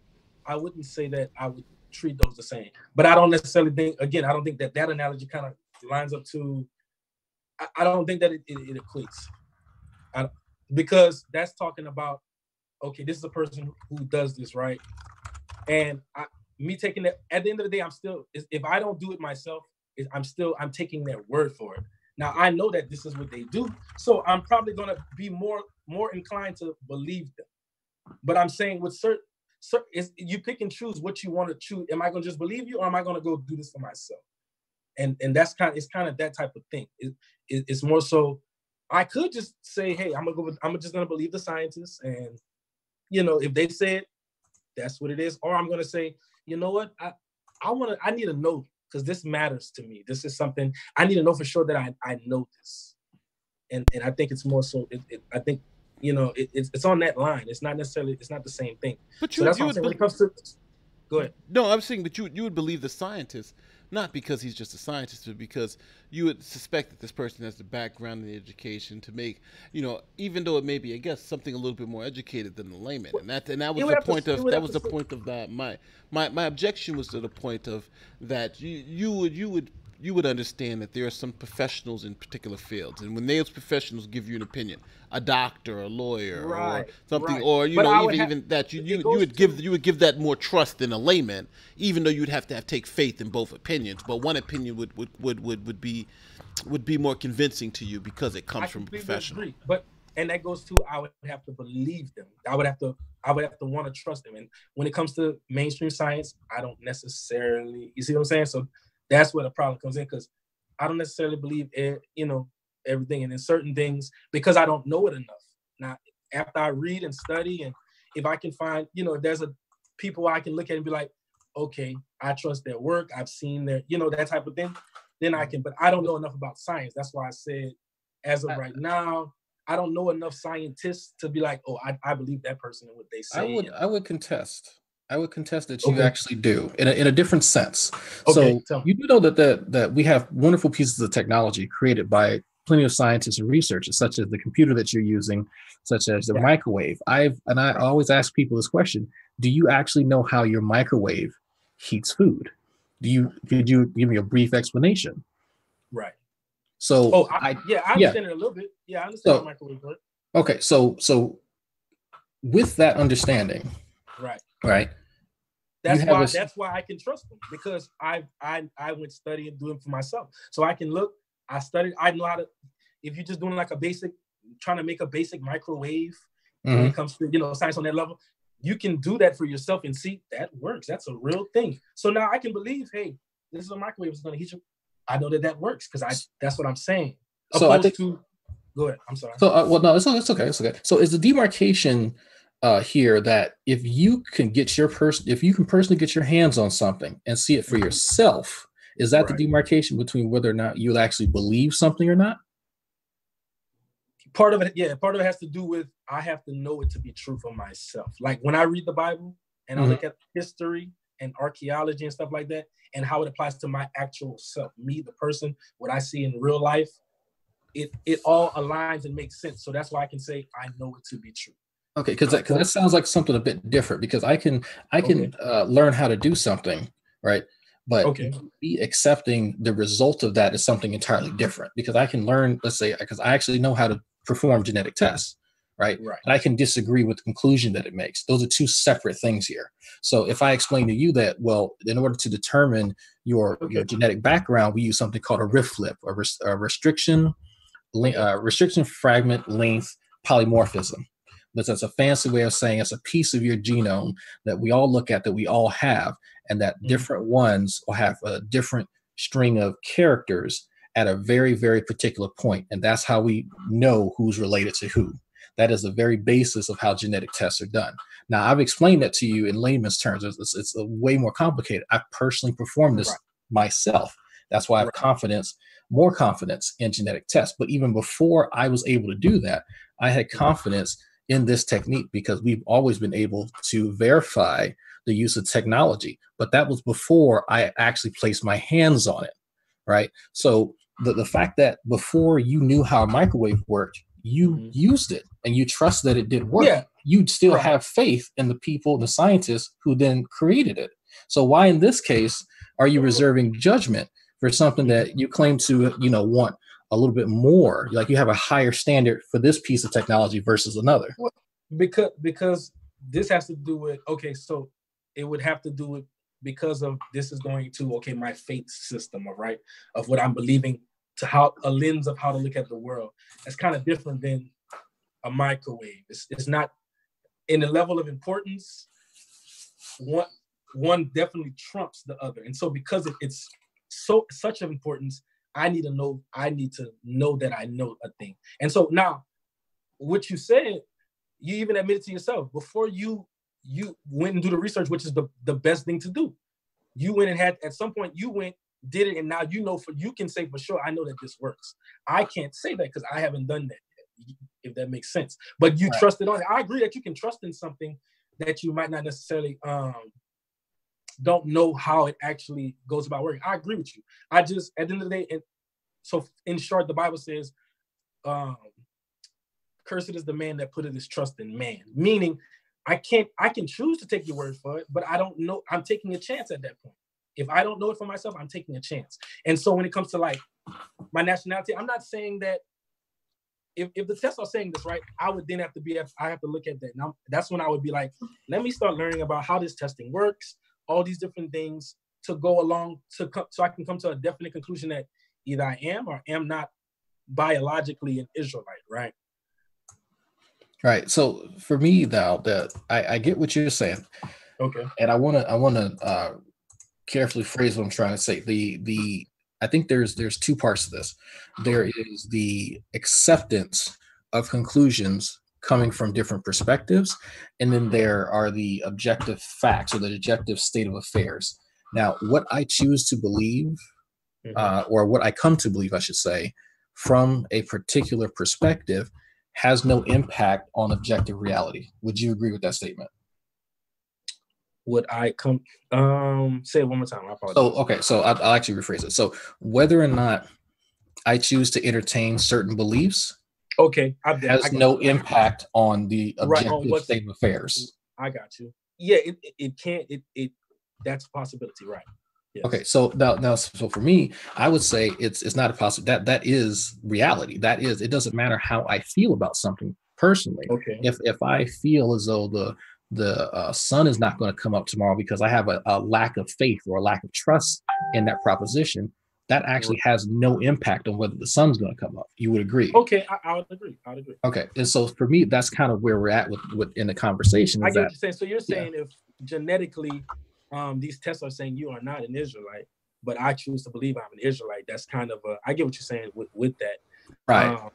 And I can see how that, right, in a sense like that would be problematic to a person who is in that mindset.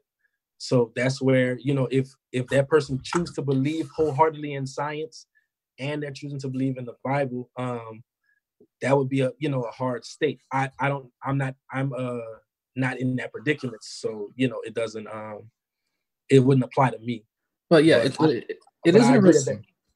No, it can be problematic. Yes, I agree. There's interesting something you just said. If you're in that mindset, so how is it that the objective state of affairs is impacted by the mindset? Exactly. I guess that's what I'm having a hard time understanding. Well, I don't think that it is.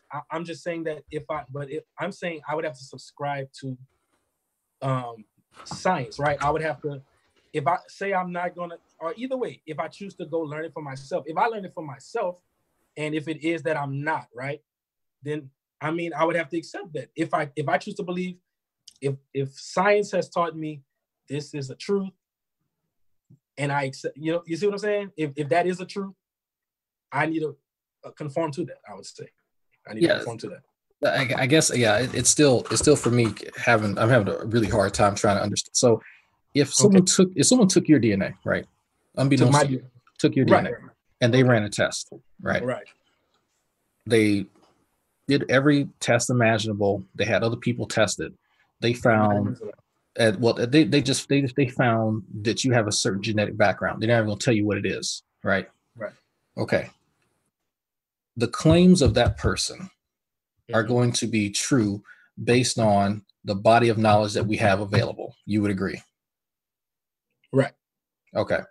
So if they told you then that your genetic markers align with people from Israel, we'll just say Israelites, period. Okay. You would accept that. I would have, if I subscribe to the science, yes. Okay, so when you say you subscribe to the science, what do you mean when you say you subscribe to science? Because what I'm pointing out here is that if there are an objective state of affairs, what does your subscription to it have to? Okay, let me just make sure we're walking on the same path.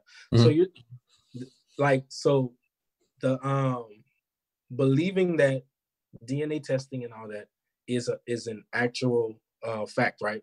If I'm saying that it first goes to, I would have to know that to be a truth. That's the first thing. So you're saying if I do subscribe to that, that's why I keep saying if I subscribe to that, because I don't necessarily. That's what I'm saying. Okay, so I think that's probably where we're losing each other, because So and as Nate mentioned with the DNA testing for such as a paternity tests, do you personally actually accept paternity tests? I don't know enough about it to say I could, accept it. I don't understand how it works completely. All I know is if I slept with a woman, for the most part, you see what I'm saying? Yeah. It's a possibility the child is, or it's a possibility it's not, because I know I slept with her, but I don't know who else she slept with, right? Right.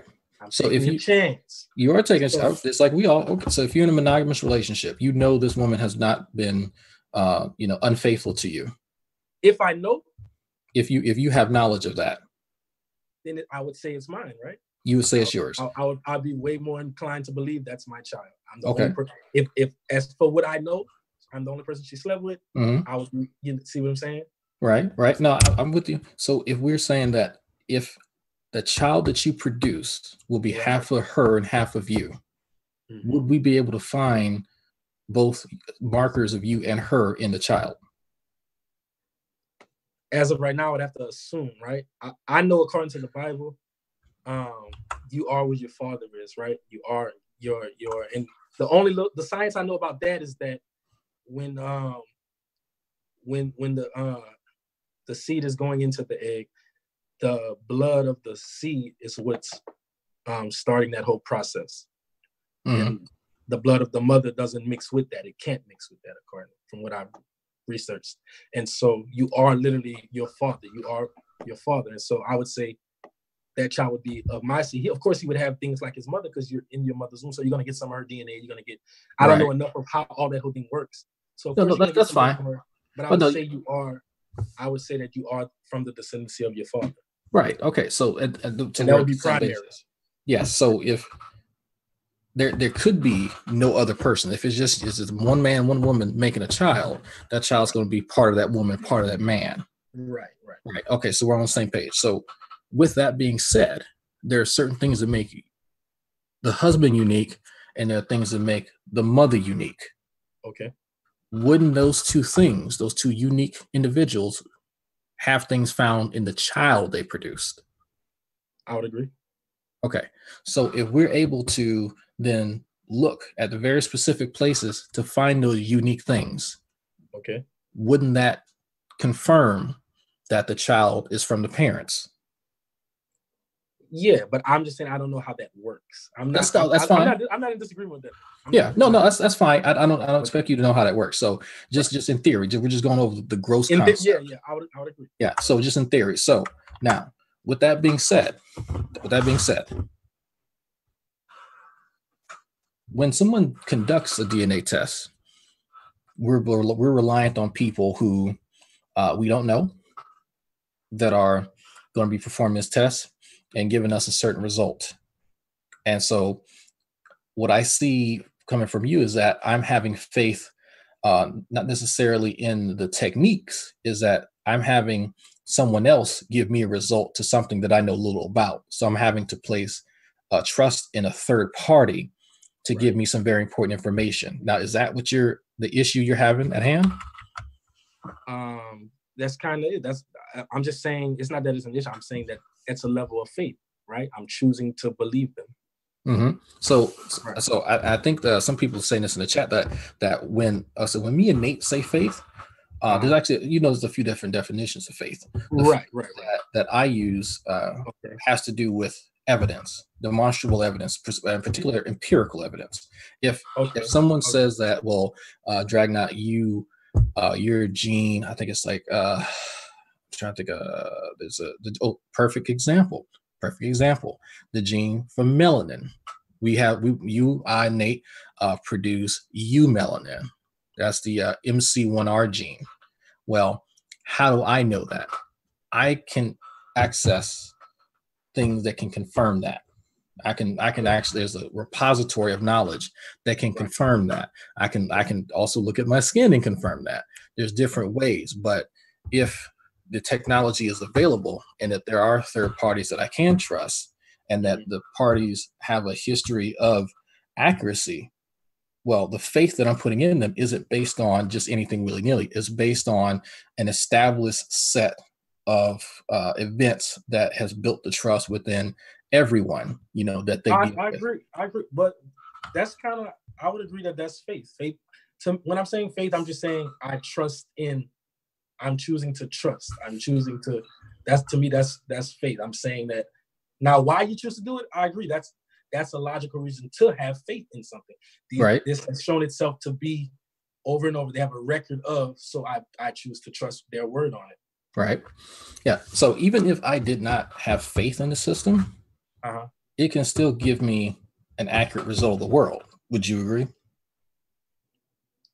If I choose not to have faith in the system, in any system, whether it be genetic testing, whether it be a car manufacturer, me having faith in it really has no difference in whether or not it's accurate or useful in the world. I think that would be perspective, wouldn't it? Now, it could be demonstrated. So if I have faith in a manufacturer, okay, and I buy something from them, if it doesn't work, then what good does my confidence have to do? But if it doesn't work, then you're not going to have faith in that manufacturing, right? You wouldn't have faith that they can produce a car that makes sense, or whatever you're manufacturing. You would, even though they're a company, I don't subscribe to them. I don't have faith in them. Right, but your faith in them is predicated on their works. Is predicated on their work, right? So if we have a genetic testing facility, for instance, that has been shown, let's say, I'll give you a perfect example. A brother owns a lab. Dr. Rick Kidder won plenty of awards. He does genetic testing to establish where African Americans came from, what tribes even they came from in Africa. Has I think I've tons of accolades. Yeah, you probably heard of him. Yeah. He has the right background. He has the right motives. Right. Would his research change any of your beliefs if you did a genetic test? Let's say if it said something different than what you believe, would you accept that? Well, it would start off with I'd have to know the man. That's where it would start. So if I could believe him, right? If I could believe him to be somebody who I could trust, right? I can trust that they're gonna tell me truth, show me truth. Because I would probably ask, okay, so how does this work? Show me how this works, et cetera, et cetera. That's me. Then, if I found it to be true, I'd have to accept that. That's what I'm saying. I'd have to accept that. So it's possible for you to reevaluate your beliefs given evidence. Yeah, I mean, if it's not true, I'd have to accept it, right? Okay. But I haven't necessarily seen anything that's nothing to persuade me otherwise. For one, I spirit bear witness. For two, everything else bears witness. So that's why I'm saying I think that's it's like a hypothetical that could never happen. That's just as far as you've not been introduced to anything like that before. Okay. But I think the fact that you are open to reevaluating your beliefs, I think that is a very good thing. I think everyone should be open. Us, as atheists, we have to always be on the forefront of reevaluating our things because we might be wrong. So with that being said, no, I was going to ask a quick question. How do Black Hebrew Israelites, how do you guys feel about atheists, people who don't believe in a God? I can't speak for all that, and that's when I saw the title. I was like, man, I can't speak for all Israelites. No. Just the perspective on what the general consensus would be, because like I can say, and I know the Christian Black community. When you say you're an atheist, it's you believe in Satan, you want to destroy the faith, that type of thing. It's a very negative connotation. I'm not sure if you guys, if your group shares that sentiment. We're more so. I would say we're more so. If you're a so-called Black, Hispanic, Native American, we would more so just be of the mindset. The brother is just lost. He don't know who he is, or the sister. Let me tell you who you are. I think that's just the mindset. Anybody else, I don't think that they would be concerned. They would feel like, yeah, you should feel that way. You don't have a God. So, but as far as our people, we're required to tell you, hey, you're an Israelite according to the Bible. You need to come back to your God because he's only your God. And so as far as my feeling on it, it's more so a feeling of compassion, like, damn, my brother is lost. But I'm not about to hammer you to try to get the truth again, because I'm going to if you ask me about the Bible, anybody, I'm going to tell you the truth of the Bible, and I'll leave it at that. As far as trying to compel you and brother, I'm telling you, bro, I don't necessarily really do all that. That's not my style of working with our people. I'm more so, I'm gonna tell you the truth. I'm gonna walk a certain life. If you look up to me and we can have a conversation, the Most High put you in my life.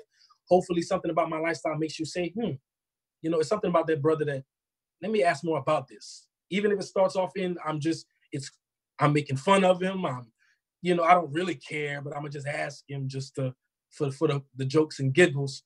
I'm gonna still keep telling you, and I pray the Most High put the Spirit on you to accept what is true. But I'm not one to. I don't go all out and do all the extra. That's not me. But every brother have their own, spirit on them too. Some brothers are very passionate. They're going to call you every day, or they're going to fuss. They're going to say you're going to damnation.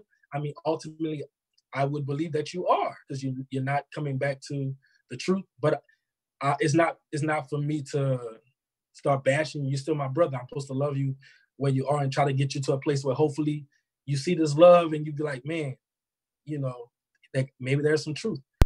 Our people are the only people that went into slavery on ships, had yokes of iron on our necks. Our children was given to another people.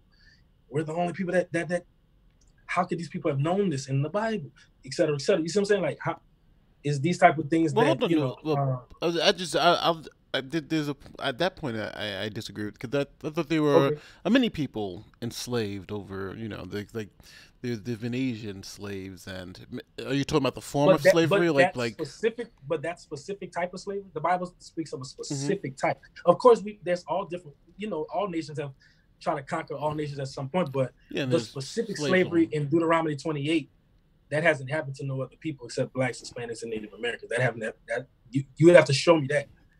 Nobody's yet shown me that. You're talking about that type of slavery? What do you mean? Just the specifics of what would happen to the Israelites if they would not keep the commandments of the Most High God. The book of Deuteronomy 28 chapter, verse 15 to 68 outlines exactly what would happen to this people.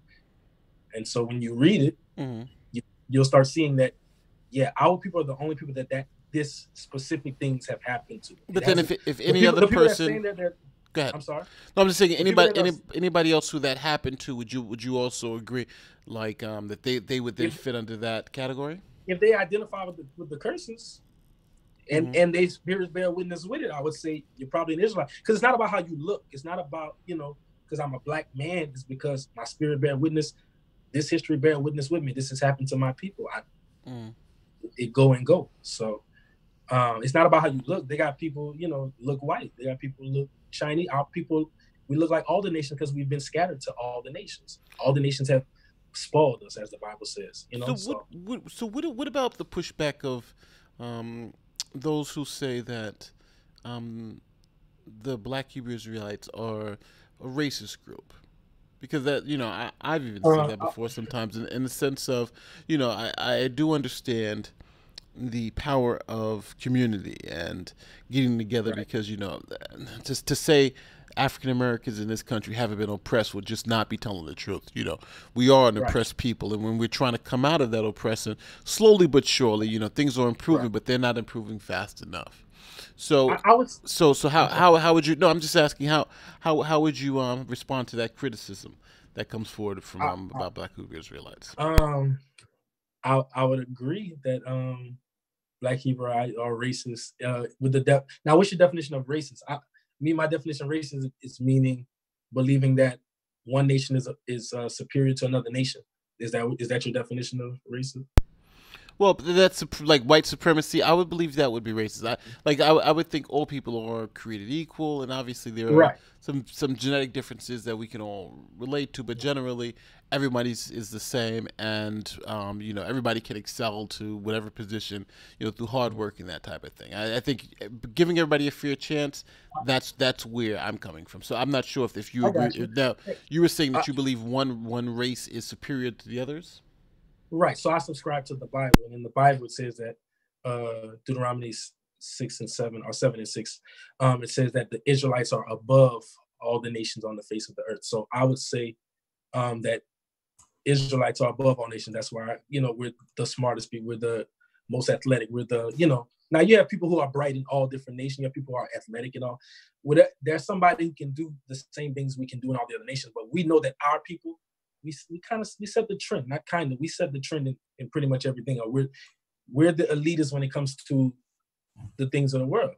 Now, that's not in our positioning. Don't mistake my words. Not in our positioning. Yeah, I'm listening. They make it a point to make sure we stay at the bottom, but they know whose mind they. The Bible says we're above all nations. I subscribe to the Bible, so I subscribe to that ideology, and so that's what I believe to be true.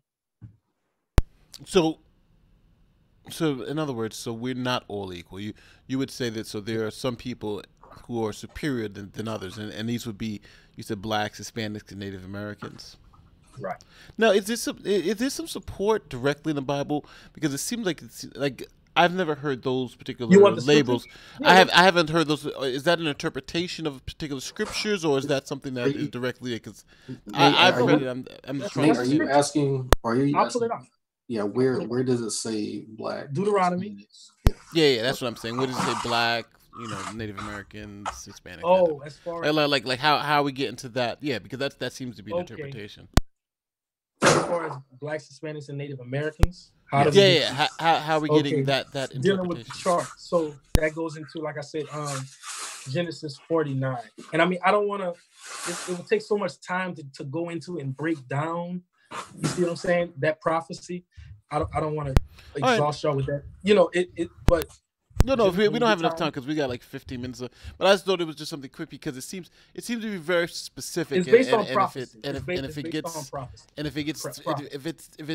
If it seemed to, because I've read the Bible before and I'm not sure who else has, but I've never gotten that particular understanding from it. So so maybe you're right. Maybe it just might just be if you outside sit of my with a understanding. brother, if you was to sit with a brother who understands the scriptures, they could break it down to you and show you, and we could look at history of these people, and you can see the parallels. You can see how it matches up and how it wouldn't apply to other nationalities. But you would agree correlation is not causation, No. right? You'd agree just because we can kind of get some things together, that doesn't mean that actually happens. Yeah. in the case. It's not to say it goes to like what's the Venn diagram, right? When you take the circles and Yeah. who matches this the most?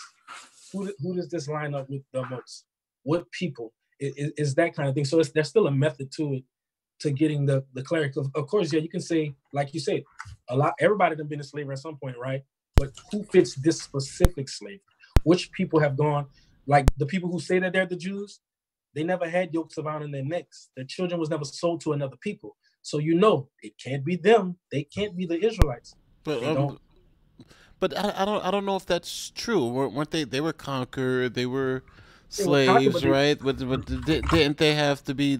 Some of them were locked up. The stories, some of the Bible stories even speak to their.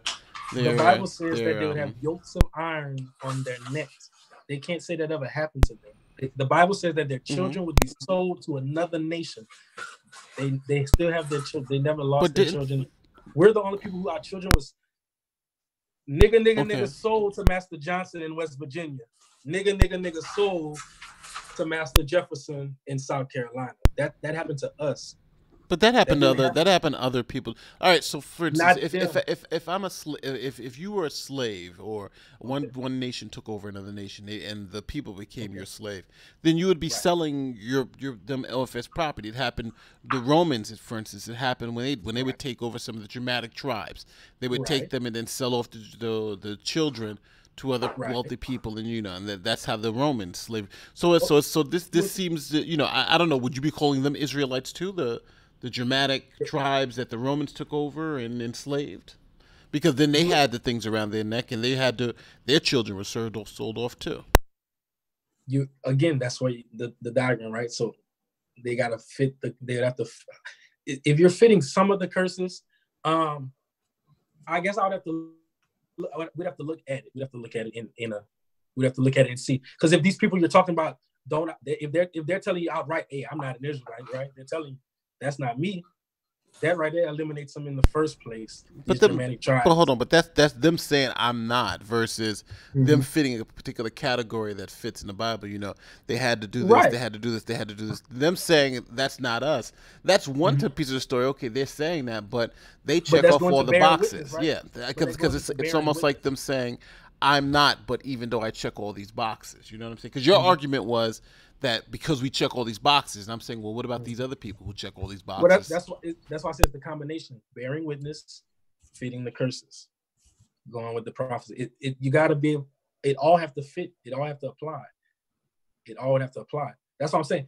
Now they might be right, and they might just say these are. They might be Israelites. They don't know they're Israelites, so they're saying, no, I'm not an Israelite, but they're fitting the curses. you're probably an Israelite. You're an Israelite. You see what I'm saying? But it's like me saying, you know, I'm not a black man, and be like, well, you know, your mom is black, your mom black. I'm just not a black man. You know what I'm saying? No matter how I think about it, it's just, you know, the reality is that, you know, I maybe have some cognitive dissonance, but you know, the truth of the matter is I'm a black man. You know what I mean? So I do understand. I'm just trying to, you know, I don't think them. Yeah, I don't see how that has anything to do. If they're fitting the curses, they're an Israelite most likely, because you wouldn't be fitting the curses. It only applies to the Israelites. It's interesting, and I definitely like to get into this a little, because I've always been confused about that point, because it does seem it's very, very specific, and don't get me wrong, I think the Bible is a document that is extremely confusing, and it's beautiful. It's beautiful in one way, because it's one of those books that's written where people can literally make it say whatever they want it to say. That's why there are more versions of the Christian doctrine out there than there are lines in the Bible. People were able to interpret that book to say whatever they wanted to say. There's even some people who've interpreted it to mean space aliens, for instance. And I mean, and I think the problem is that when you have a document like that can be interpreted so many different ways, it does two things. It allows everybody to believe that they have the truth of the document. Like, my truth is the real truth. You know why? Because look at the crazy shit this other guy's saying. And the second thing it also, I think, allows is that it also allows you to then start doing self-fulfilling prophecies. Like, hey, you know, it says this must be true. So then also I fulfill this, I fulfill that, I fulfill this. Thinking in a very trying to narrow it to try to make ends meet, to make those conclusions. So I think it's and that's what makes it difficult, because when we talk about like objective facts and trying to be objective and say these are the objective pieces to it, it's hard to try to suss those out, because again, like you're saying, I got to have faith that in your opinion versus anything objective. I think the real problem came in when, like I said, other nations tried to make it a book of inclusion. That's really where the problem came into play, because at a base level, the Bible is written by Israelites to the nation of Israel about the God of Israel. That's what the whole story is about. It's not dealing with other people. Other people took it and said, I want to be a part of this for multiple different reasons. And that became part of that. So because when you have the wrong person, if you don't understand music, the music book don't apply to you. You see what I'm saying? But if you choose to say, you know, yeah, this is this and this, and it don't apply, it never was talking about you in the first place. You know, if you happen to come to my house, you know, and see a sign that says something, you know, you don't live in the house, but the letters apply to the people in the house. You can't now say, oh yeah, this letter applies to me. It doesn't apply to you too just because you're in my house. The letter is for the people that it's for. The Bible is for the Israelites only. It's just that the other nations have taken the Bible and made it, they wanted to include themselves in it. And that's where you get all these other spin-offs whenever that happened. Before that, it wasn't everybody, because when Paul is talking and all the other prophets, they understand exactly what's going on. Those who understand the law, those who understand Hebraic mindset and prophecy, and they understand exactly what it's talking about. You can't be confused once you understand it. It's just that these other nations, if I'm including myself in something that doesn't pertain to me, yes, it's gonna be a problem. You know, it's interesting, and this has always been my problem with just trying to understand the religious mindset in this way. It's because you're telling me you have the truth. Read the Bible, you have the truth. It says this. These are the conclusions, and it's justified. This is the reason why. And you're not saying this might be true. You're saying this is truth. Like, if I was to ask you, is this true? You said, for you, this is truth. But according to the Bible, of course, and you tell me you point to the Bible as your source. Please, I grant you that fully. But then I can go right now outside my door, two doors down into a church, and they'll tell me you've read it wrong. This guy has read it wrong. The Bible really says this. This is the truth, and this guy's truth happens to be lies, and I've got the truth. And you know what? I can go leave that door, cross the street and go to another church and say, guess what? The same thing these two guys before you just said is 100% lies. So somebody in my position is listening to everybody say they got the absolute truth and the other person has got it wrong. How by any means can I and again, I want to just be very clear.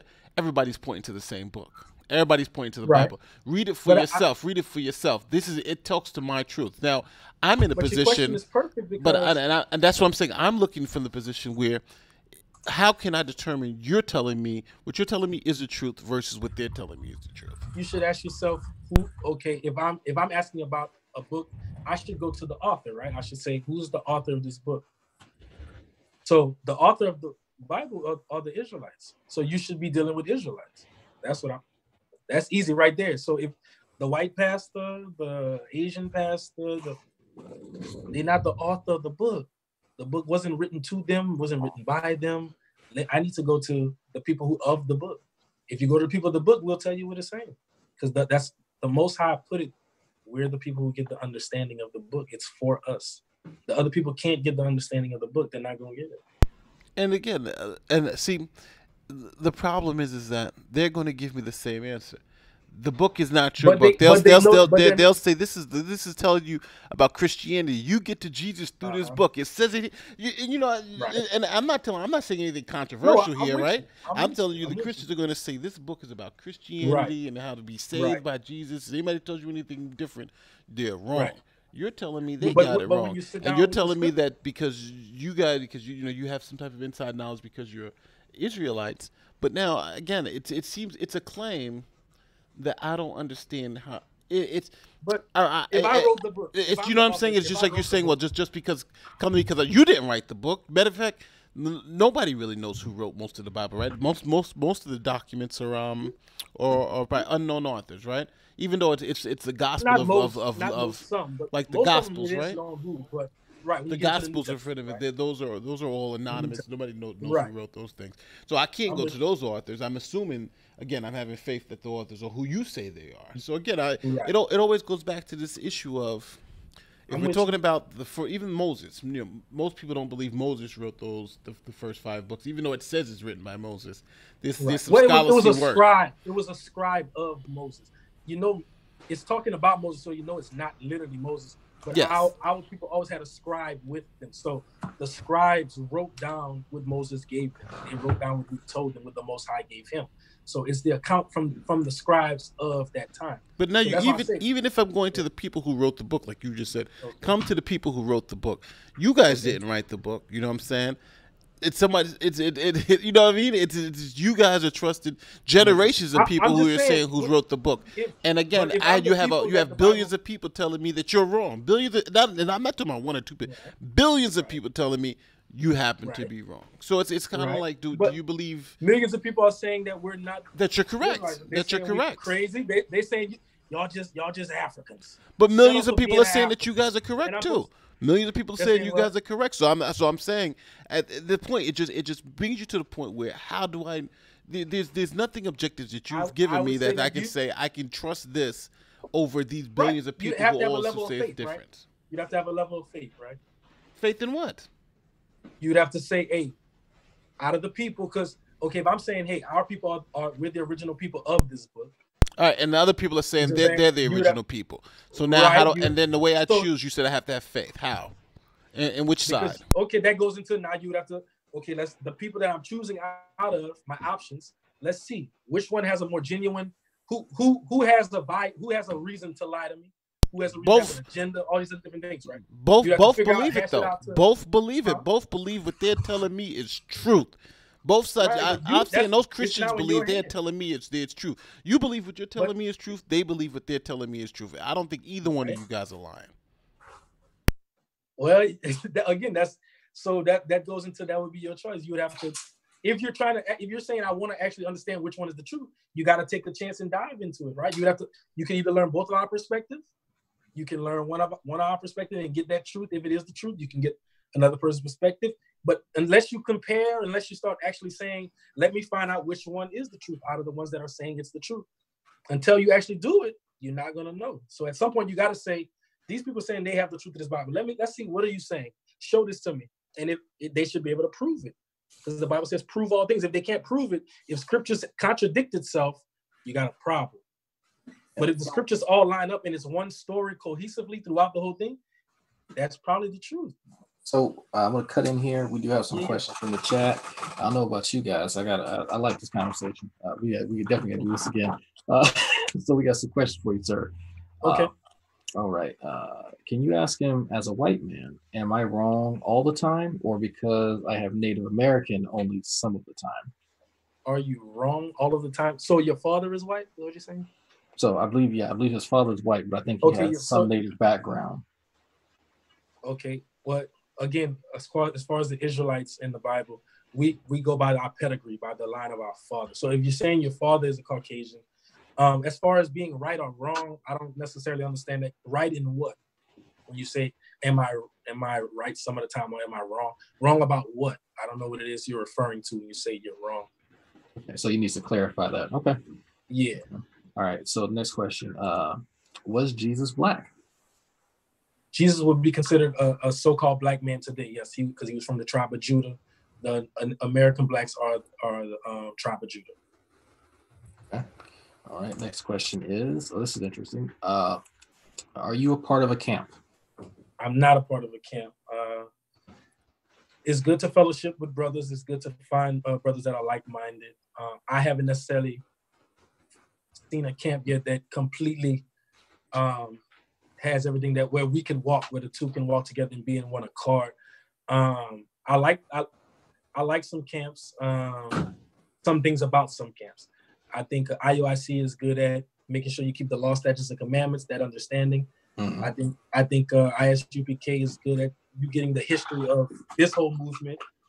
I think Sakari is probably one of my favorite camps. Honestly, they're very, very. I love those brothers' scholarship. I love those brothers' zeal for the Most High. I actually at one point I was reaching out to them. I was trying to get involved in it, but because I was doing some transitioning in life, I didn't get a chance to actually dive into it. But as of right now, no, I'm studying the Word of God. I learned from watching the different brothers. I also have some brothers that I know personally that I ask because they've been in the truth longer than me. So they're like my older brothers that I learned from, and I'm just kind of walking it like that. I'm not subscribed to any camp or anything at this time. Okay, fair enough. All right, the next question is, ask him how he reconciles the Buffalo Soldiers if Native Americans are brothers. I'm not familiar with that history. I'm sorry. I apologize. Okay, no, past that.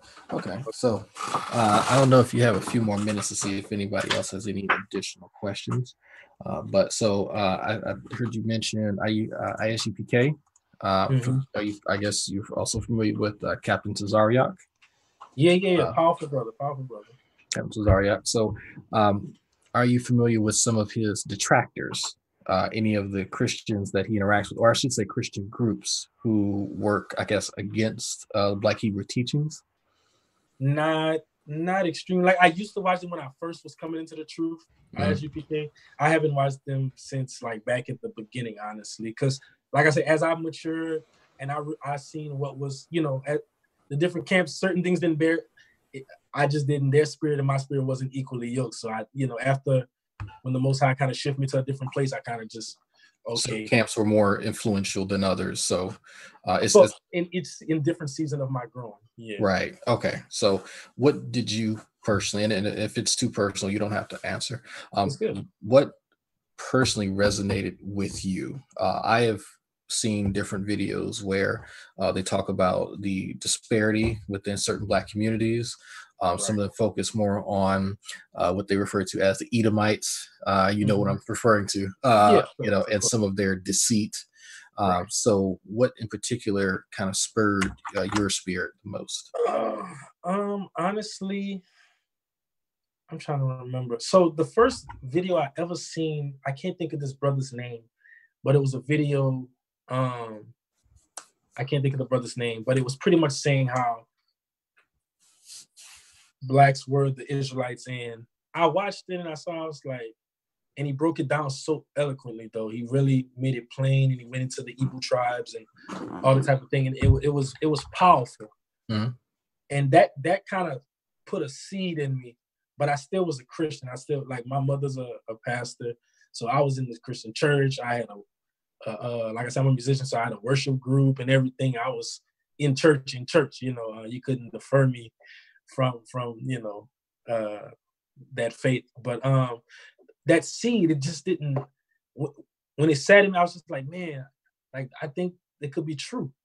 And so I went on this whole search of, okay, I need to start finding out more truths outside of Christianity. And so I started studying other religions, what they believe to be true. I started studying science more, started studying history more. And as I started doing it, it just kind of kept, it was going back to things of the Bible. And then I started seeing ISUPK that came back around. And that was the first camp I first started seeing. And right. You mind if I stop you right here? No, you could. Yeah. So when you said you saw ISUPK, when I usually see them, they're usually on the street corner. They're usually in discourse with detractors. Right. So is that what you observed them doing, or did you observe? I think is it Walk the Line Radio? I think it's called. No. It was the on the street. It was the street. Yeah, when they were okay.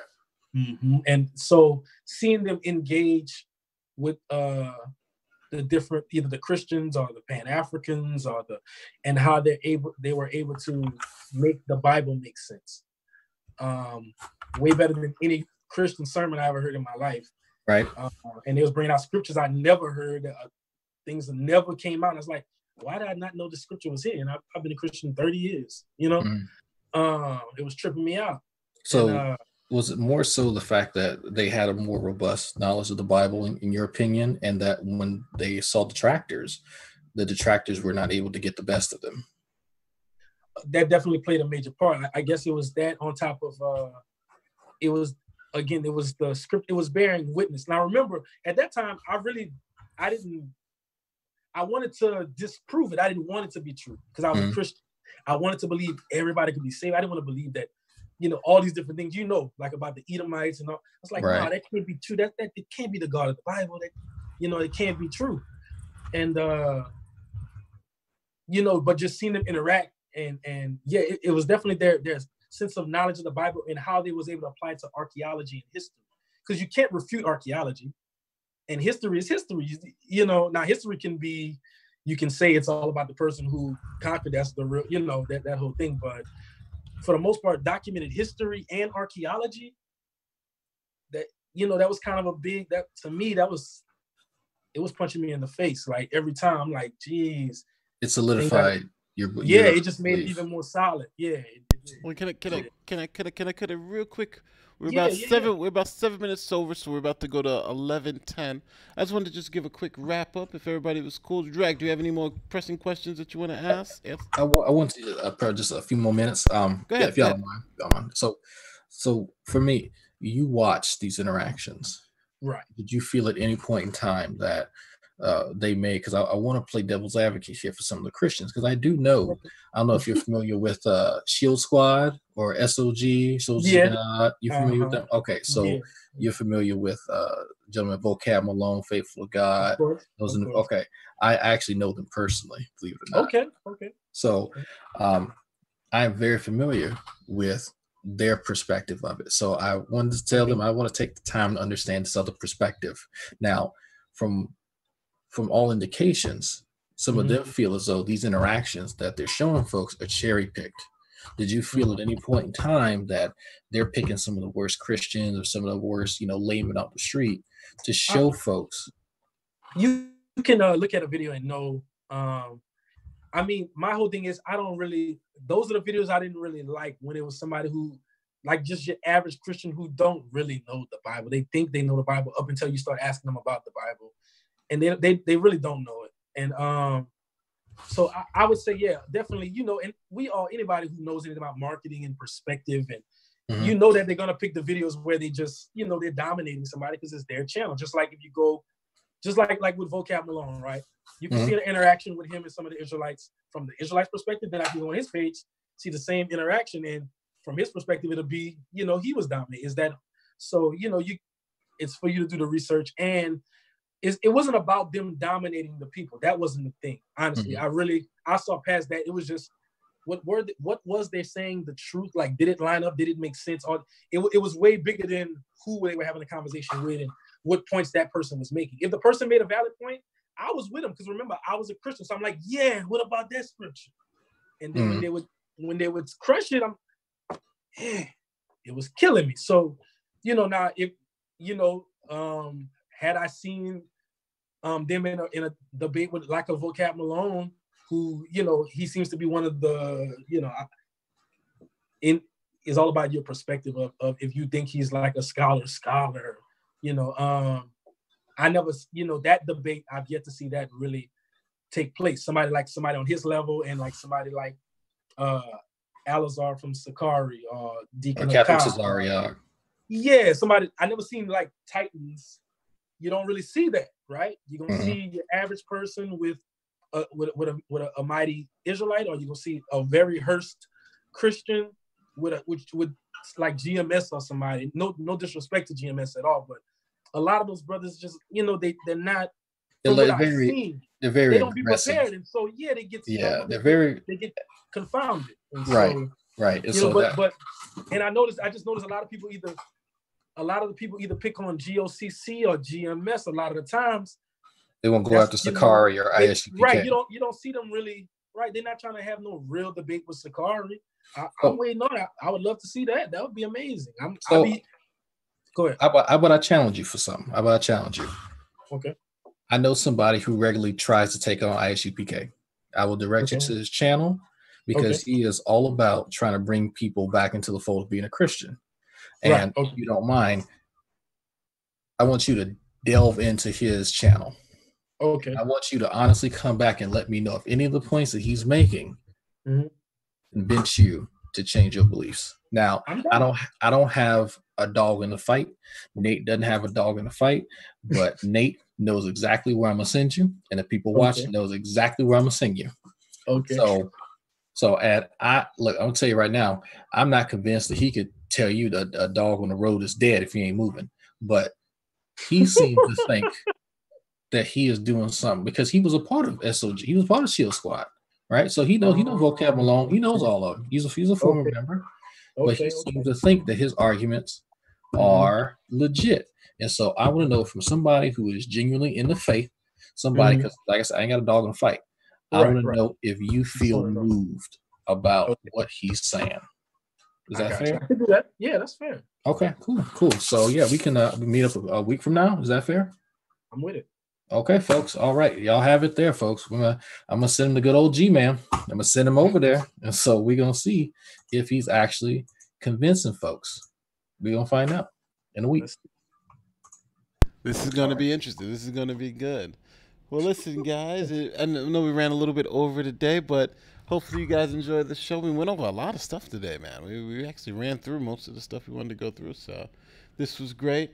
Hey, listen, I want to thank, again, Zer Ben Israel. Thanks so much for coming back on and sharing with us your experiences and the faith of the Black Hebrew Israelites and, letting us understand a little bit more because, again, a lot of times, you'll see them on the street, but you really don't, just have that perspective of who these people actually are and what they're actually trying to accomplish or what the message really is. And I think you've spoken eloquently about it, even though I disagree with some of the points, but I still think, you can come together a little bit later on to have a better understanding, So thanks again for coming out. And I don't know, do you want to, give them let the people know where they can find you or, say any last words? I mean, as of right now, I'm not really out, teaching because I'm still learning. I'm just trying to learn. I don't believe you should, go out trying to teach things if you don't have full knowledge of things. So as a brother, I can talk to anybody the basics of, their true identity and the truth of being an Israelite. But so I don't have any like channel or anything, but Instagram, Facebook, Zer Ben Israel. That's probably about it. I just want to say thank you to you guys for even having me on and taking the time to actually, ask questions. And I feel you brothers were sincere in your questioning. So that's all praises. I want y'all to know that y'all are Israelites according to the Bible. I pray that one day the Most High put His Spirit on y'all, that y'all would accept that and come back to the truth of the Bible. But definitely thank y'all, all three of y'all. I know Emperor, I don't know what happened. You got cut off or whatever again, but just tell him I said thank you again for the opportunity. You guys are some. I would definitely want to tell y'all, because I tried to watch some of y'all shows to get a sense of y'all personality. And man, I want to say I love y'all scholarship. I must say that you brothers are some very, very intelligent brothers, and I love y'all minds. I just feel, of course, we have different opinion on what it should be geared towards, but I definitely feel that y'all of the people, for the people, for our people, which I know y'all might subscribe to being for all the people. But a lot of things y'all say to me, I'm like, man, there would be some powerful Israelite brothers if they would just wake up, man. Y'all be saying, y'all be hitting. So, but I pray y'all strength, and I want to tell if there's any Israelites out there, Shalom, Most High in Christ, blessed to you all. Yahweh Bahashem, Yahweh Shah Barakatah, to the family. But thank y'all, definitely. Thank you, man. Thank you for coming by. Drag, you want to send us out? All right, folks, please join us in a week. We will have Mr. Zerbin Israel back on after he's done his G homework, as it were. We're going to talk about some other things surrounding the Black Hebrew Israelites. If y'all have questions, please, y'all know how to find me in my Discord. Y'all know how to hit me up on my channel. Y'all know where to find Nate. Y'all know where to find Imp. Let us know, because I want to go and to tackle some of these laws, statutes, and commandments. I want to talk about some of the more, aggressive groups of Black Hebrew Israelites that some of y'all used to seeing, and some of the differences between some of these camps, the rank structure, Passover, some of the specifics that we really don't get to talk about or get to see in other videos. Now, again, we don't have a dog in the fight. We do want to challenge, but we also want to learn. And so that's a careful balance of respect, but also firmness. And so that's what we hope to seek to bring you all here on a weekly basis, not barring any sickness or scheduling mishaps. So there it is. Yep. Have a good night, folks. We'll see you next week. See ya. Shalom.